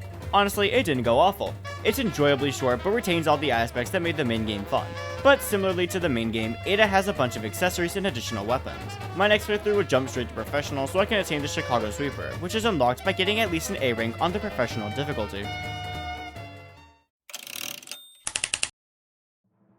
I did play this in the New Game Plus mode, so I retained everything I had in my previous playthrough, so challenges in the early game are basically obsolete, and any challenges I had late game, Sadler, can easily be solved with a rocket launcher. I will still talk about anything new I found, but when it comes to the sections I did better at, it's hard to judge due to the nature of New Game Plus. First thing I learned during this replaythrough is that the enemies walking to the church don't actually attack Ada unless provoked. My bloodthirst in the first playthrough made me think they attacked Ada automatically, but I was wrong. Skipping all the way to the castle segment as nothing else interesting happened in the village section, the Gyarados found after the sewer analysis of friends, making this a double Gyarados room due to the difficulty. Truth be told, I actually like this one better than the main games, as the Gyarados are closer to each other, allowing for grenades to more easily hit both, and while the space is limited, there's no annoying steps or corners, so I pretty much knew where the Gyarados were at all times. Placenta is truly the first area I struggled with during this playthrough. Even with mostly maxed out equipment, the fight dragged on, and I took so much damage. I wasted almost all my healing items on this one boss, but it went down eventually, which allowed me to progress. Getting to the island at a Placenta wasn't an issue, and I eventually found myself against the Regenerators. They weren't an issue until the Iron Maiden, in which I learned that it can just be skipped. The Iron Maiden, as well as most Regenerators in this section, aren't required to be killed, so with careful maneuvering, or in my case several hundred wasted bullets in an attempt to kill it, then running while it was distracted, I can make it to the comms facility. The defensive line is actually where I first died in this run. I got overwhelmed trying to speedrun my way through and should have taken out the enemies more methodically than what I did. Unfortunately, I wasn't saving often and got booted all the way back to the beginning of the chapter, so that sucked. But making it back wasn't awful, and there's also something I learned here. The final laser-sighted turret is actually supposed to be taken out before crossing over. This is done via a barely exposed explosive barrel that has more than enough visibility to be shot at. Doing this makes it far easier to actually get to the comms facility. The beginning of the final chapter didn't go well, as again, I was trying to speedrun through it. Once again, patience prevails, and actually taking just a bit of time to kill the enemies so I didn't take meaningless damage worked. Soon, I made it up to Sadler's fight, and I made sure to buy the rocket launcher beforehand as I did not want to fight him. With a singular rocket blast, Sadler goes down, and I'm at the home stretch. The escape sequence has a few time saves I'd like to mention. For one, before the section really begins, the 3 enemies guarding the red-tipped rocket launcher can be sniped and killed, making it easier to obtain later. Staggering enemies is important here as nobody has time to kill them. As for the more niche skip, this guy's shield can be pulled down with the grapple shield charm, giving a free stagger and some additional time. All that combined lets me get to the rocket launcher soon. Oh, come on! Doing all that again, I get the launcher, kill any enemy holding a rocket launcher during the final part of the sequence, and finally, I delivered the rocket to Leon. Once everything rolls, I attain my next 2 achievements, the Perfect Mission for completing Separate Ways on Professional difficulty, and Skilled Agent for completing Separate Ways on Hardcore or higher. With this run completed, only 2 more runs stood in my way. The next run, a Hardcore S+, wouldn't yield any achievement, but it would give me access to the Chicken Hat, something that would be helpful in S+ing Professional. Thankfully, I did end the last playthrough with an A rank, so I obtained the Chicago Sweeper for the DLC. My first death of this run came in the form of the Brutes during Chapter 2. The second Placenta fight also gave me a lot of trouble. I was unfamiliar with its attack patterns and kept taking a ton of damage. However, with enough time, I was able to kill it, and I paused my recording and now I don't have any footage of the rest of this chapter and half of the next. Well, that sucks. I did catch it early on enough for it not to be a huge problem. The El Gigante fight went okay. I honestly wouldn't talk about it as I didn't die once to it in this run, but during this battle I ran out of literally every gun's ammunition, so I had to use my knife. This DLC has an unlockable knife which gives it infinite durability off the bat, much more useful than the main game's unlockable knife. Killing it with the knife wasn't the worst, I just had to wait for the moments of opportunity where El Gigante would be staggered for an extended period of time. It takes far longer than I would have liked, but the giant is felled and I can continue. The first thing I do in this chapter is learn that I can just politely walk past the enemies before Luis's lab. These enemies are just annoying to fight, so it's nice I can get past easily. The maze also has the final merchant request I have to do to get enough Spinels for the Sweeper's exclusive upgrade. Sadly, I can't upgrade it immediately after the maze, and I have to wait until I'm a bit into the next chapter. But there are too many annoying enemies between there and now, so I was easily able to get the Sweeper's infinite ammo upgrade. The third Placentis fight first phase is destroyed by the Sweeper. By aiming at its head, the weapon is able to stun lock the boss, killing it into its next phase. To be honest, the second phase was made easier by the Sweeper, but it was still really difficult. I still didn't understand the attack, so I kept getting hit by a bunch of them. Though, the consistent damage of the Sweeper made short work of the boss, so I was able to get out of there before things got worse. During the defensive line, I forgot to shoot the barrel to explode the turret and got overrun by all the enemies I decided not to kill. It didn't set me back too far, and honestly it was pretty funny to me. Thankfully, everything else past this point goes smoothly. I used a rocket to destroy Sadler, and using everything I'd learned from the previous playthrough, I steamroll through the escape sequence and complete the penultimate playthrough. Once the credits roll, Wesker is shocked by how well Ada, me, did as I was able to achieve an S+ rank. Only one more playthrough, one more achievement stands in my way to 100% completing the achievements for this game. All I needed to do was be professional with an S+ rank, and now that I have the chicken hat, this feat will be far easier. This playthrough starts out great, as I was able to kill Blackrobe without any issue. I also learned that there's a free rifle during the catapult section, which I kept missing. This is going to be insanely helpful for the upcoming fights. This time, the village Blackrobe fight went extremely well. With the addition of the rifle, I could land headshots on it, dealing additional damage. This made it far easier to kill, so onward I went. This time during the abandoned factory, I opted to lure the two chainsaw enemies to the area where Luis and Leon were imprisoned. While using a flash grenade, I had just enough time to make it to the valve and leave, completely ignoring the two chainsaw villagers. El Gigante took a while once again. I was far more armed than I was in the previous playthrough, so I used that to my advantage. I started off by unloading both my explosive crossbow bolts and grenades. This would topple it at least once before I ran out. Then I would use any of my other weapons to deal damage, preferably the TMP if I was close, then the sniper if I was further away. It takes a few restarts to truly get the method to work, but finally it does, and El Gigante goes down for the final time. Thankfully, nothing was truly challenging during the castle segment. The only part that went just okay was Placenta's fight. In the first phase, I died as I mismanaged my health, but I was able to get to the second phase where I still took a lot of damage, but thankfully because of the chicken hat, I only had to use a few healing items. During the island section, everything was going well until Ada did her best impression of Strawberry Jam during the defensive line. I did just save, so it didn't take long for me to get back. And I forgot to shoot the barrel again. So after one more retry and making sure I explode the turret, I make it past the defensive line. Thankfully, the entirety of Chapter 7 went smoothly, so after Ada delivers the rocket and a few cutscenes, I obtained the S+ rank on Professional, earning my final achievement, Ada the S+ Spy. And with that, I have finally 100% completed all the achievements Resident Evil 4 Remake has to offer.